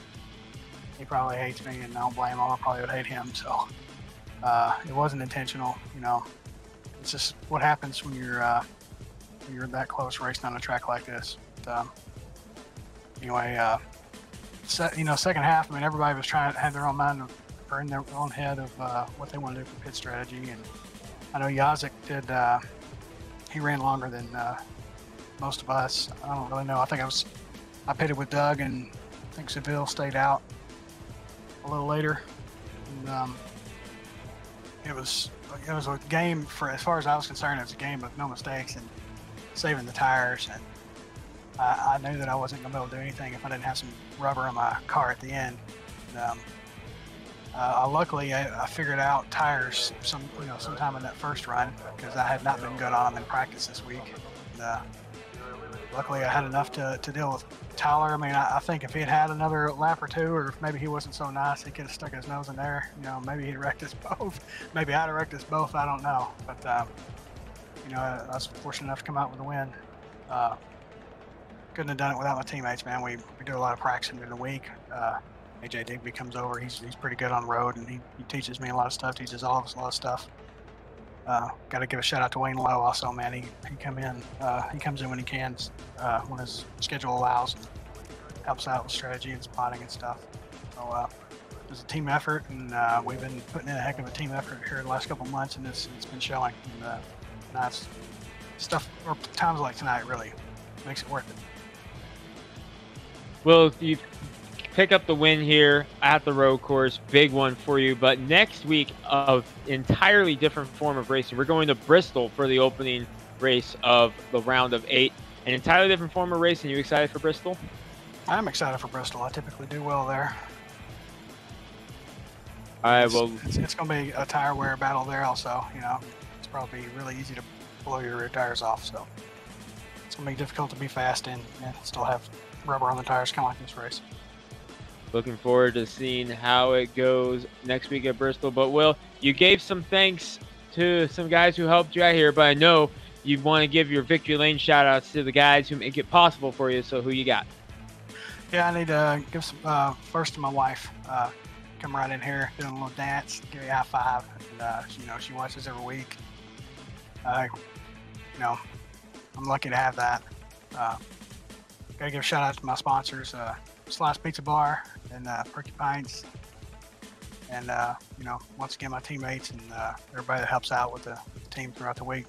Really, I need to point out Richard Fletcher and was not able to make it tonight. He had to work late. Missed racing with him, and then Stykes missed the race also. So we can get everybody all together next week. But I need to thank Jim and Sam for putting on the league, and you guys as always for putting on the best broadcast in sim racing. Race winner Will Borsler getting that second win of the season through to the round of 8 and some momentum going into Bristol. Congratulations. Appreciate it. Thank you, man. Well, Peter, that wraps it up here for our interviews, which I think means just one more order of business to get to. Let's take him through the race results.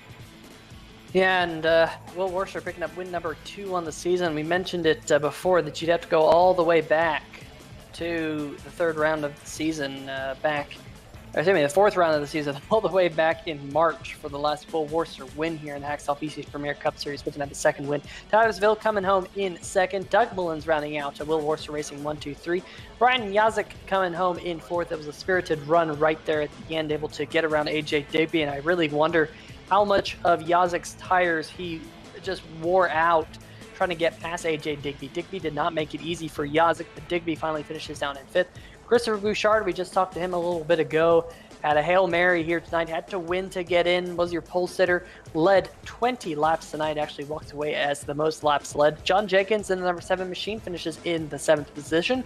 Woody Mahan comes home in 8th, a very respectable run for him. Adam Jersky, possibly the biggest night. Yeah, we talk about Will Worser winning, but Adam Jersky was able to punch his ticket into the round of 8, came into tonight 1 point behind the number 72 machine of Michael Krobach, finishes 2 positions in front of Krobach, and by doing so, gets himself into the round of 8. Very impressive for the number 69 machine. And rounding out the top 10, another one of the playoff drivers who's put together some very strong runs here in the first round. That's Jimmy McKee in that number 8 machine there, Greg.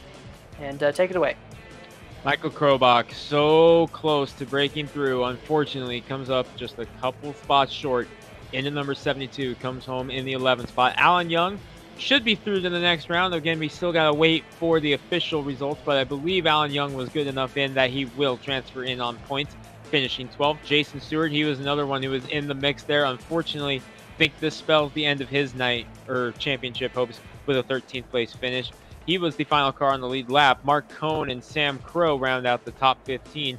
Then you get Richard Stallings, Michael Whiting, Tim Knott, Kelsey Rogers, and Ty Hester rounding out the top 20. In the 21st position here tonight, Lee Staples in the StepTire.com machine. Make sure you check out his sponsor. Very cool stuff that they make. Troy Haight, the peanut and water filters machine, back in the field here tonight. Unfortunately, did not get to see the end of the race. I think he also had some connection issues in that machine. Jordan Harnish in the number 32 machine had some contact with the inside wall. He finishes 23rd. Cody Spiker 24th. Mark Myers, the first car to not finish here tonight. And of course, Greg Evans in the number 2 machine did not start, had connection issues, lost power before the green flag. He came into tonight as the SERVPRO Wheelman Showdown points leader. He's going to walk out a couple of points behind Tyler Seville. So definitely the SERVPRO Wheelman Showdown. Going to go down to the final round at Martinsville Speedway, the penultimate round of the Hacksaw PC's Premier Cup Series season.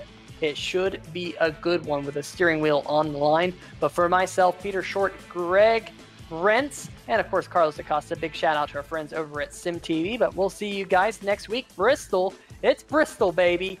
Make sure you're here on 3Y TV for that one. But until then, we will see ya.